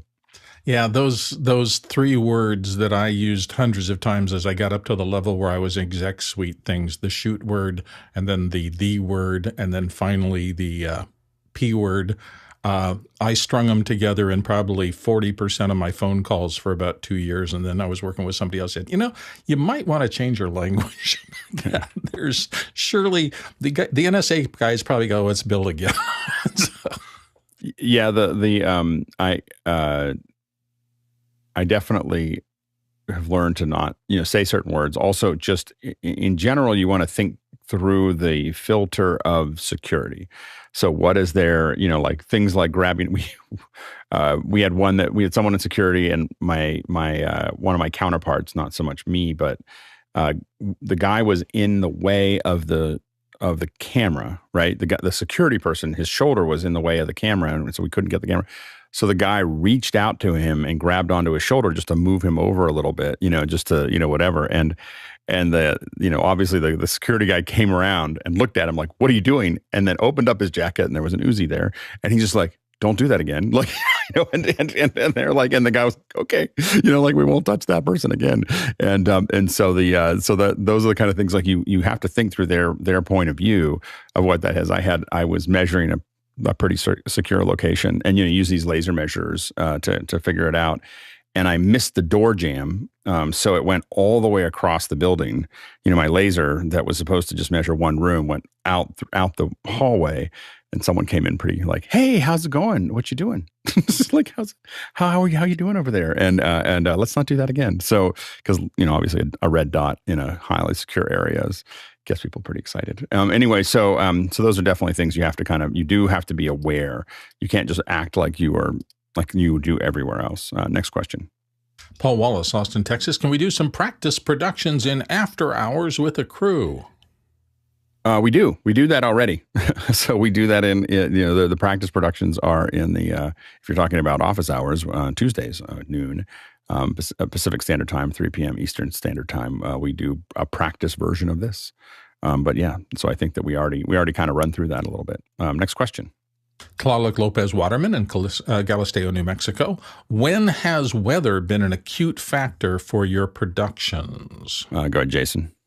Yeah, I've got a pretty obvious one. I did for a number of years ranch shots with drones, and if you're the best way to sell a 200-acre ranch in the middle of nowhere, or a 20,000-acre ranch in this case, was to show it from on high and show the water and show it as not just this massive pile of dirt, show the individual landscapes, and more than once we had to completely cancel a shoot because of extreme winds or rain. And yeah, it's if you're shooting with drones, weather every time. Yeah, go ahead, Bill. Probably 50% of my shooting in Arizona was directly impacted by the weather, particularly heat and sun. I mean, doing external production through the 6, 7, 8, sometimes 9 months of plus 100-degree temperature is very challenging. The worst we ever had is because of the timetable of production, we had a large spa manufacturer, and they wanted to come out, and so we used our property because we had a pretty big horse property in Scottsdale, and they brought, I think it was 8 different spas out and set them up on different locations in our house. But because of that thing I was talking about, to get it into get the post-production done, get it into the system, and go for the spa sales time, we had to shoot it in August in Arizona. and it was just miserable. You have to sometimes just grit your teeth, but equipping yourself for it, I took, every camera had a black umbrella that kept the sun off of it directly. We had to cater for the fact that people were going to be going through massive amounts of water. We had to set up kind of almost like I don't even know how to describe it. We had to set up the outside temperature, and then we put a swamp cooler on an inside tunnel to start lowering people's temperature before they got to the studio that was air conditioned, because going back and forth from air conditioning to 112 degrees just saps your energy. And you can only shoot for 3 or 4 hours in that before you're just out of things. And we had to school the crew, part of the crew was from out of town. We had to school them on the fact that you need to behave this way. You need to constantly drink water. You need to go through this decompression chamber, basically, in order to sustain yourself through the course of this all-day shoot. In fact, we shot 3 days there. We ended up getting the job done, but it was one of the hardest things we ever had to shoot. Yeah, we had a... We had an event where we were projecting in another country, and we were projecting in it. The first problem we had was that it was hot. So during the day, it was about 118 degrees Fahrenheit. So it was very, very hot that day. And we the challenge that we got into was that we couldn't turn the projectors on, so we couldn't even test the projectors properly until about 6 o'clock in the evening, because people were coming. We still had a couple hours or an hour and a half, but we typically was doing that all day. And then as the heat dissipated, we started getting the wind started picking up, and we could see just a little bit of mist, and there was lightning off in the distance. And so now the first thing that happened was, as soon as I saw that, I was like, we got to get a tent. So you can see this. Let's see if I can. This was just a picture of that tent, that white tent. That was us. So this little blow up, it's a blow up screen and a white tent that's sitting there. Now the thing is, as I said, I got to have a tent. It's going to rain. And they were like, well, we can't. I said, those are 2 4K barcodes, with DCPs. Like, I need a tent, for this, or that we get any sprinkles, and I'm going to have to get rid of it. So I put that tent up. And then the wind started picking. So then the lightning started getting closer and closer. And I said, if we get to 13 seconds, and they were like, what's 13 seconds? I was like, 2 miles. Like if we get within 2 miles, we need to shut the whole thing down and get everyone away from here, because, we're getting too close to lightning. And they're like, oh, we can't stop the event. And I'm like, well, we're going to have to, that's not really a negotiable problem. And then then the wind started picking up, and I realized that tent had a couple sandbags at the bottom of it. And I realized that if that tent takes off, it's going to roll through that crowd, and it's going to be a real problem. Like, people are going to get hurt, in that. So I took the 4 biggest people I could find, and I just said, I need you to hang on to each one of these. I need you to hang on to each one of these poles like your life depends on it. Do not let this pole rise up, because that high tent had become a sail. You could see it kind of vibrating with all the wind. Fortunately, the wind was going in a way that, for some reason, the screen didn't become a sail. We just happened to be lucky, and it was going the right direction. Anyway, so then I put a ladder on the far end with another person, and I said, if I point to you like this, I need you to cut. I need you to take this box cutter, and I need you to cut the sail open, so it'll open up, and it'll let the air out the other end. And we sat there trying to figure that all out, and so that was like the first 20 minutes of the movie, was just hoping that the wind wasn't going to blow that thing down into the, it was a crowd of 20,000 people. It was going to be a problem. And anyway, it worked out fine. And then, of course, then there was a drone. And someone was firing a drone, and someone said, we're going to have to shoot the drone out of the air. We can't have the drone up here. And I was like, we cannot fire a gun in the middle of 20,000 people.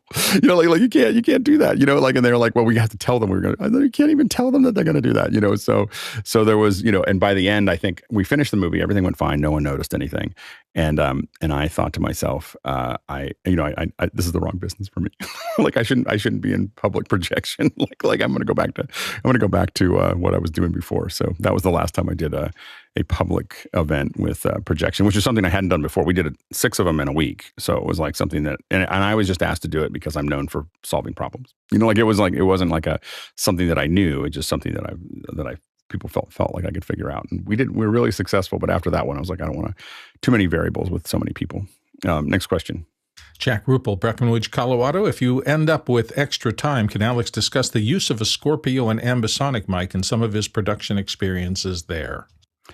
I don't have a ton of it yet. So we've been using it. We've been using the ambisonic as we figure out how to do these event coverage. And so what the ambisonic is allowing us to do with some of the event coverage and what we're testing, and I think what's going to become standard for at least some of our kits, is the ability for us to take we're capturing ambisonic. So it's capturing the entire environment around us, but we're still adding 2 handheld mics that we're basically mapping to the center channel.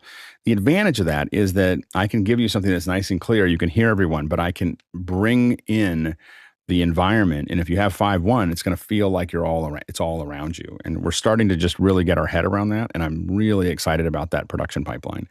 So that's what I'm working on there to keep on testing that. I mean, one of the things that's going to happen, the HDR I'm still working on for YouTube, but the 5.1 we're going to be doing in September. So, we're going to start, we'll be doing 5.1 by the end of September. All of our shows will be in 5.1. Now, we might not use it very much. When everyone's talking, the center channel is generally the right place to be. But what we are looking at is, so what I'm working on right now is the countdown clock. So the countdown clock is going to be my R&D space for it, and I'll work with everybody here if they want to play with this. But the countdown clock is going to be the R&D space. And so what I'm working on is building a project that has, there's 2 ways that I'm looking at doing it. One is using motion, but the problem with motion is you can't load a reflection map into motion. So I'm working on figuring out a way to hack that. I believe that I can get into the motion package and actually get into the preferences and replace the reflection maps with my own maps. So I'm working on, it'll still be named whatever it was. And like motion's not built for this, but I'm going to try to hack it so that I can put my own reflection maps in. And if I can do that, then what I can do is take my theta. I almost did this yesterday, but the problem is that we were starting to get rain and it didn't say there should be rain. I felt like the hurricane was causing some kind of anomalies, and so I decided not to go out yesterday. But it's too much of expensive equipment to get poured on. So, but the goal is I'm going to go to an ocean or a forest or other things like that, and I'm going to capture ambisonic of that environment, and then I'm going to capture take a theta and capture a probe. So I'm going to capture 9 exposures on that theta. You can get an app that'll connect to that, so I can build an HDR. Probe of the space, and then I'm going to take a camera and shoot log, of a background. It's based on where that theta is. Then I want to have this beautiful, countdown clock running that's in HDR, that's there with all the surround sound, kind of fading in. So the idea is that countdown clock is kind of like an R&D of if you have a 5.1 system and a HDR. You will know. You will see something that's really cool, and so that's what we're trying to get to with it. And so I'm working on that right now, and we will hopefully have it working. The 5.1 I think is there. I think the HDR. The only thing we're having to figure out with the HDR is the LUT that we use and how we convert so that it converts back to SDR correctly. So at first I was blaming YouTube for this, but it's not YouTube's fault. I have to make sure that my conversion from SDR to HDR is set up in a way that it comes back to SDR correctly. And I haven't quite figured that out, but we're close. There you go, Jason. So as far as the trade show idea is concerned, are you thinking you're going to automate this? You're going to put in some sort of ducking for the ambience? Or are you going to allow it to just be we don't have to automate centered? it.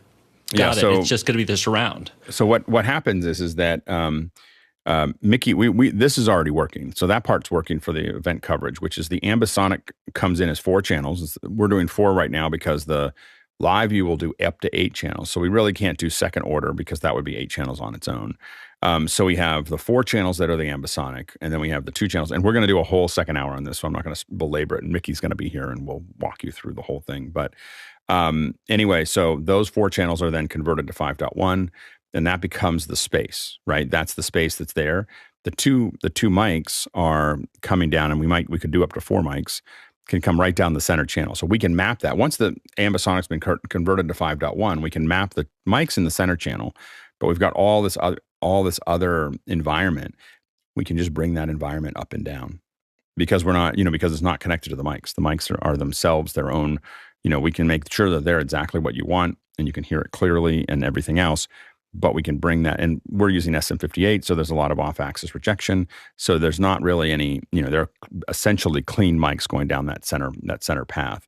And so anyway, the early tests that we've done have been very successful, and to the point where I think once we get used to doing it, and we're going to keep on telling people how we're doing it, I think this is the way to do this. It's so much more than stereo, in my opinion, when I'm listening to it that way. So I think it's going to be I think ambisonic is a really powerful tool to event coverage of all kinds, whether it's golf or tennis or anything else. Grabbing the environment and pulling it back in is really interesting. I push back on the concert stuff because concerts are really complicated in themselves, but because there's a lot of people all stacked around everything and it's got lots of amplification and everything else. But I think that it could work in a lot of other places really effectively.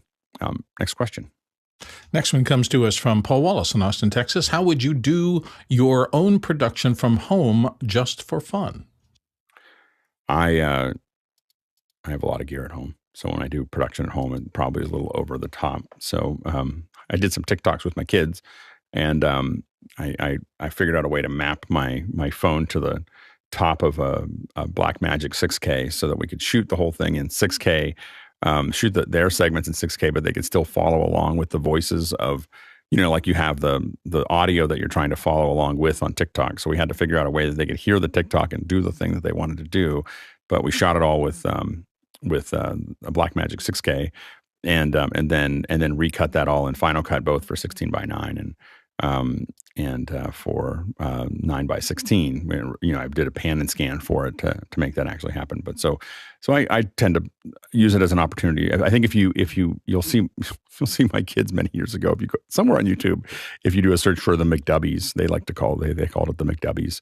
You'll see. I think there's only one video up there that we did. And then I had a lot of time for a little while, so we were playing with all these TikToks, and then I got busy, and so I haven't built anymore. Go ahead, Bill. I'm Paul. Yeah, I got an email from TikTok today saying I don't meet the age requirement. Oh, there you go. I've got to work on that. I'll have to do something to fix that, Alex. I don't know what I'll need to do. Yeah, exactly. Next question.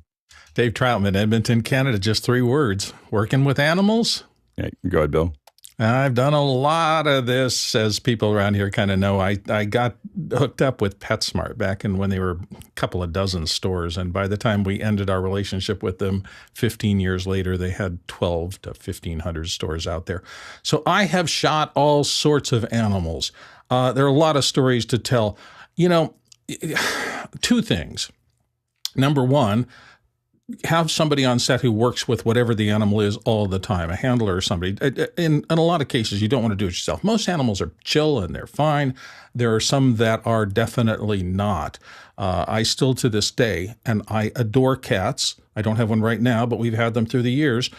We had to do a video on bathing cats. And my subtitle for that is "There Will Be Blood," particularly because we didn't have somebody brought in a cat who had knocked a whole thing of honey on itself, and they wanted it bathed. And somebody said, "Well, we should just shoot this."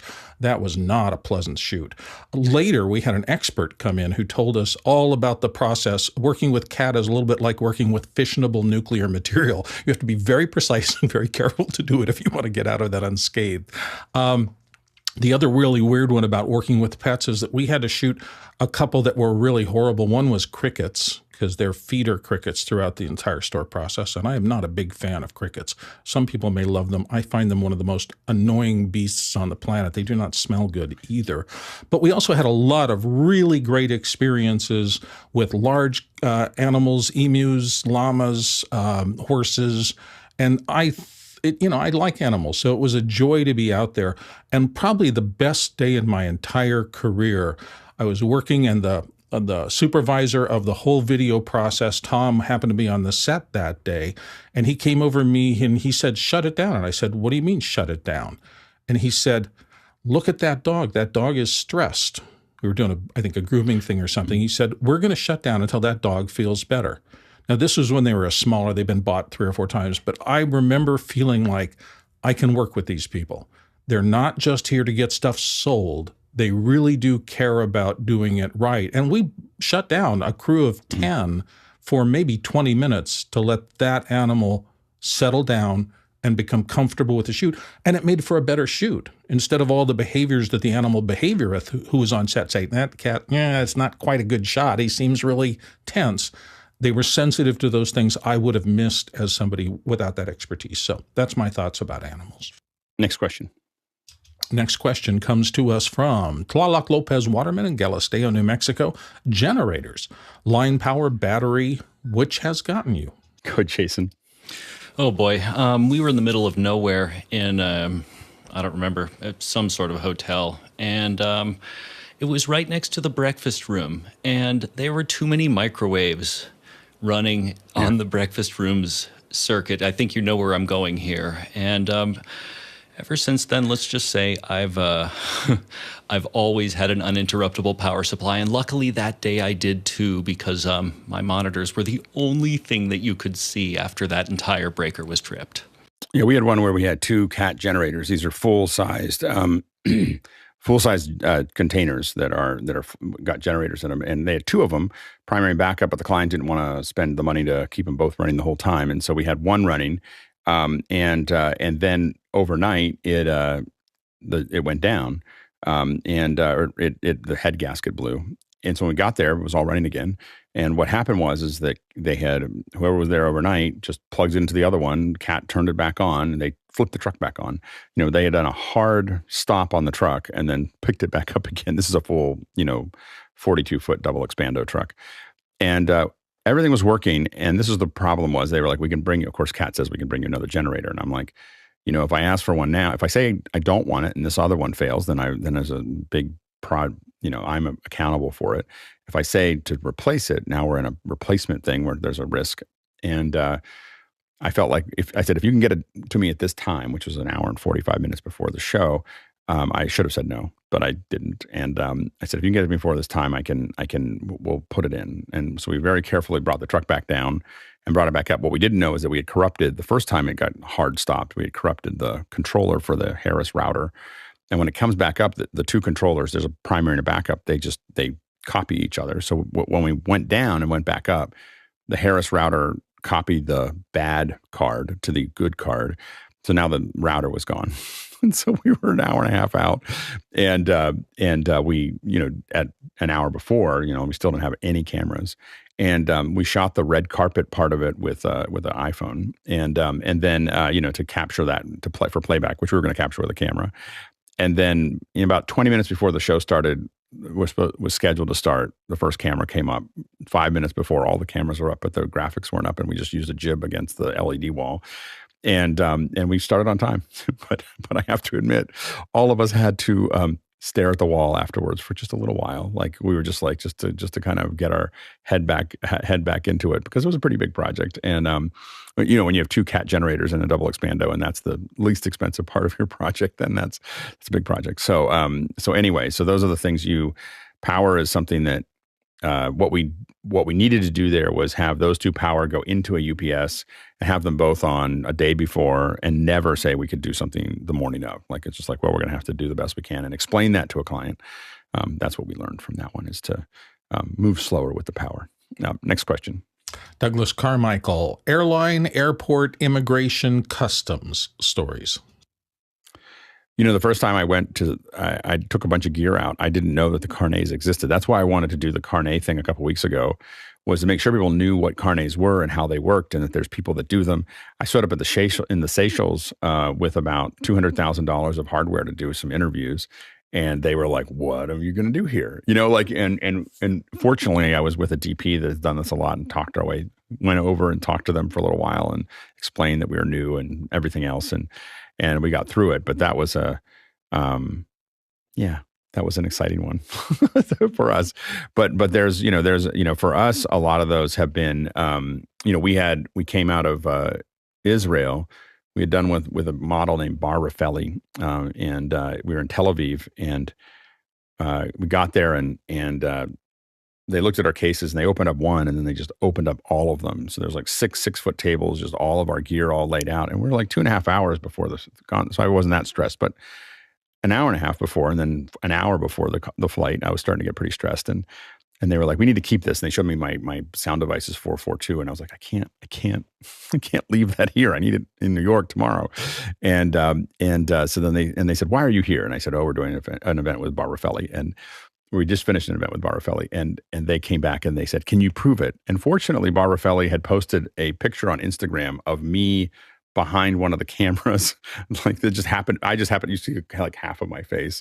And it's just like, I'm doing this show or whatever. So that I was able to go to her Instagram account and say, here, this is me, see? And then there was this huddle and they were like, Barbara Feli. And they came back out and they said, you can go. And so it was, and it was, but that was probably the one that probably the closest to that. Go ahead, Bill. Well, just about the logistics of moving around, I had a 3-stop East Coast shoot, and it was a relatively low budget. I was a little bit squeezed, so I decided to do it myself, and I packed very carefully. I think I had 4 cases. And I thought, I've done this before, but I was used to Western airports where usually there's not that much distance between where the bags land and you can get to your rental car or van or whatever you're doing. This was one of those cases. It just didn't work that way. And I remember particularly taking the gear back. I drove into the airport to the rental thing, and I was like 70 cars back where this, 5 lines of rental cars being returned. And the hassles of trying to schlep 2 bags on the roller and then come back to the car and schlep 2 more bags and then come back to the car and get the keys and turn it. It's not always the things you think of. Now, I wouldn't do that without a 3-person crew, period. Right. We showed up. All of our stuff was always like, if there was more than cases than one person could carry in one trip, there was people that went with them to solve all of that. And we take our own carts. We do our own things. Yeah, absolutely. And this again Cartage comes is from important. Yeah, no, absolutely. Next question. We're going to kind of move quickly because we don't have a lot of time. And yeah. Okay. Andre Dale, Berlin, do you remember situations in production where you were overstrained because of circumstances? If so, how did the situation turn out and what did you learn from it? I mean, I think that we've all been in situations where suddenly this is just a whole lot more complicated. And usually it came down to somebody saying, oh, yeah, we can do that. That'll be easy. That will be easy is the word that gets you into the most overstrained things. And so, you're not estimating what it actually takes to actually get it done. The most recent one of this was actually my brother coming last week. There was like, oh, this won't be that big of a deal. Joe will come over to my house and we'll do this thing. And I woke up at 3:00 in the morning in a panic of just suddenly, like I had everything kind of laid out. And I was like, oh, I didn't think about all the returns. And so I was up there like running cables and testing things and pushing things out and putting all the like hanging stuff over my, and so I got into this like, there was like, 3.5 hours of me just jamming away. And then Joe showed up and then we had to test the stuff with his camera. And by the end of it, and again, it's usually for me when I get overrun, it's not for productions. Because as I said, when I do productions, I'm super conservative. Like as we've said before, I try to keep everything 40 to 60% of capacity to make sure that I can do it. But home productions or ones that we're doing for this show is where we really get ourselves overwhelmed because they're experimentation. We haven't done it before. And, those are the things that get us into trouble. So anyway, so that was my most recent story, which is only a week old. Next question. Tommy Shantz in St. Paul, Minnesota. On the other bottom end of the thermometer, what issues have you had because of cold and freezing temps? Go ahead, Bill. The biggest problem was dew indicators on the old cameras, helical scan stuff. That's gone, thankfully, so I don't see as many problems with that. I will say I had to shoot dog sledders in Kablunik up in the Colorado Rockies, and the snowpack at the top where we were shooting the dog sleds going through was probably 30 feet deep. And the guy told me not to step off the trail at any time. I made a mistake and did that, and I sank up to my hip in powder and realized that if I had tumbled that direction, I probably would have kept going. So you just have to respect the environment and weather. When people tell you to do things to mitigate weather problems, listen to them. Next question. David Brady in New York City, uncomfortable situations while miking talent. I have a number of tales, some where the talent were very reassuring that it wasn't her first rodeo. Yeah, I mean, I think that the miking talent is a super tricky thing, and especially when it comes to miking women because their clothes are very complicated, and obviously you want to be appropriate of getting those. I almost always have women mic women, so I will. That's my general rule. And if I know that I have a woman that is talent, I don't always have control of this, but generally I try to book somebody that's going to be an A2, that's going to be a woman, just to make it, not complicated for everybody. But if not, then you need people who really know what they're doing. Like, this is not a place you take someone that has never mic'd someone before, because what happens is they fiddle a lot trying to figure out how to make it all work, and that's usually really uncomfortable. And again, you always have to think about talent as a flower, male or female. It's a flower, and if you whack it against the ground and make them stressed, then they're not going to get the best performance. So you just want to be careful. Bill, real quick. Yeah, it's exactly that. You have to know what you're doing. You have to be sure about it. You develop things. I had my wife do 99% of our female talent. If I had to, a couple of little things I did, I would always try to lower myself and my eyes so that I was looking up at the woman I was miking rather than looking down. Little things like that. And then having the right tools, knowing everything was prepared in advance so you could do it. Yes, experienced talent and models, they could care less. And so you have to say, have you... how long have you been in the business or something like that? And sometimes they'll look at you and go, just do the job. And the two things that are really useful for this, there's guide wires that you can actually attach a mic to. You can attach the lav, the TA4 to, and it's a long flexible wire that will just go through clothing, and then you can just pull it through it, and it just keeps you from having to do a lot of stuff with your hands. So it's really useful. And the second one is called a mic bullet, and it'll attach to your to the end of your TA4 or TA5, like the little one, and you drop it in for someone's shirt or for clothing. It just uses gravity. It's round on the front. You cannot take it through TSA. just in case you're wondering, something that looks like a bullet and says Mike Bullet on the outside, they're just like, no, you're gonna have to leave this here. I've lost a couple that way. Next question. Walt Palmer in Lewis, Delaware. White House stories? I think that the most interesting thing for me was just really realizing the level of detail that we needed to work in the White House, and it was just, that you really had to pay attention to. Like we had some chairs sat out that they brought, and I said, they said, be careful with the chairs. They're a little old. And I said, well, how old are they? And they said, 200 years old. I was like, okay, let's all be careful with the chairs. And, we used, carpet squares, like if you look at pictures of any of our behind the scenes, you see all these little carpet squares because everything's expensive, and so, and most production companies don't take care of it. And so we were seen as a very high-end team, mostly because we took care of everything. So that's the thing we learned the most from the White House. Next question.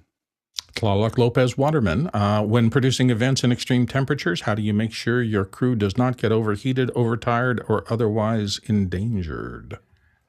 Yeah, go ahead, Bill. I spoke to that a little bit.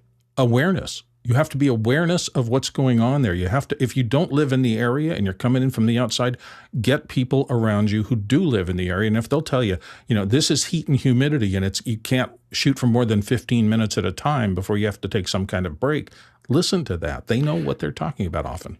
And one of the things I am pretty protective about the crews in the sense that, I normally say, I oftentimes won't say it's because of the crew, because a lot of crews in a lot of parts of the world will work in all kinds of conditions. But I'll say, well, my equipment can't run. Your event may fail if the ambient temperature is over 75 degrees Fahrenheit. Like I can't guarantee a show if you do that. And so it's in my rider that the equipment, is not guaranteed past 75. Now what that does is it forces there to be air conditioning. It's just for my crew. And so I don't do it now. Say I've said this on a show. So now people are going to be like, oh, we just know you're doing that for the crew. Well, yeah, I am doing it for the crew because the crew operates better under 75 degrees Fahrenheit as well. And so we've been in a lot of places. I will resist working outside at almost all costs. Like not always, like there are a handful of them, but I got to be in a tent. I think we talked about this in the past, but I had one where we were in Vegas and they had all these open tables, and I said, well, I need a tent. And they were like, well, we can't give you a tent. Like nobody else has a tent. And I said, well, I need one or I'm not going to show up. And I was worried about dust and sun. Like I wasn't thinking about rain. I wasn't thinking that they would pour water out of the sky. Like it was the most amazing rain I've ever seen in Vegas. And it just did millions of dollars of damage. And our one little tent was sitting there with all of our gear all dry. And so I was like, so tents are something that I'm particularly, I will always put the crew in it under some cover. And it's the gear, it's the people, it's everything. And I usually want to enclose it if I think it's going to be dusty. And the other thing is I like to enclose tents and then get portable air conditioners. I like those kinds of, like, let's figure this out. So I think that's it. When it comes to cold, again, enclosed environments, somewhere people can warm up, and then warning people ahead of time that you will need to dress in layers and giving people very explicit instructions on how to be used to the cold. I grew up in cold, so I'm not like, I know that there's 3 layers or 4 layers that are required and what kind of boots to wear and what kind of, those kinds of things. But a lot of our Southern California production folks have never seen the snow or not very often. So we have to kind of explain to them what's necessary so they don't show up in a t-shirt. Next question. Dave Troutman, Edmonton, Canada. Any fantastic or spectacular locations you got to work in? Yeah, go ahead, Bill. Yeah, that sled dog shoot was unbelievable. Off in the middle of winter with guides who took us up. We had one quad, but the rest of everybody was on dog sleds with these fabulous dogs, and the spectacular scenery of being on the top of the mountain in the dead of winter with those fabulous animals was just stunning. I think for me, we did some work in Angkor Wat and Cambodia, and there was something about like working in amongst, not in the temples, but amongst the temples, near what was called Elephant Terrace. We had a big projection similar to the one you saw there before. And just really something very amazing about that space. Angkor Wat is quite, if you ever are in Southeast Asia, Angkor Wat is kind of an amazing space to see. So, well, there we go. I thought this was going to last like 10 minutes. So very well done. And the questions started picking up. I was like, I don't know where the questions will come from if we start with these stories, but lots of great questions there. So thanks to our producers for keeping this running and really guiding what we were going to talk about there. Of course, remember we have Nick Justin tomorrow, so it's going to be a lot of fun. Nick's going to be talking about photogrammetry and LiDAR and an Unreal Engine. So it should be a great second hour.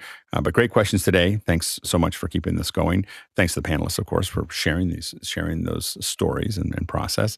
And thanks to the incredible crew on the back end that has made this totally possible. So the people who are managing this event, these hours, the people who are doing these hours, the people who are building the infrastructure for these hours, we really appreciate all of your contribution.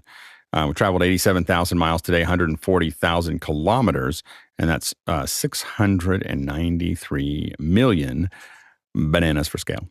All right, let's go ahead and jump into After Hours.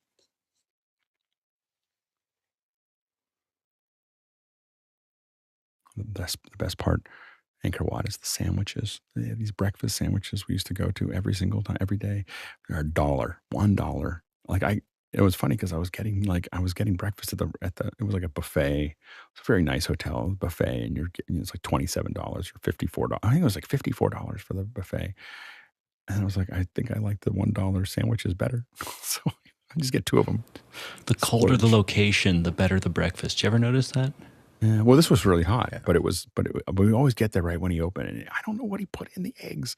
It was like this little egg sandwich, and there was like, I took a video of it even to try to figure it out, and I still can't quite get it right.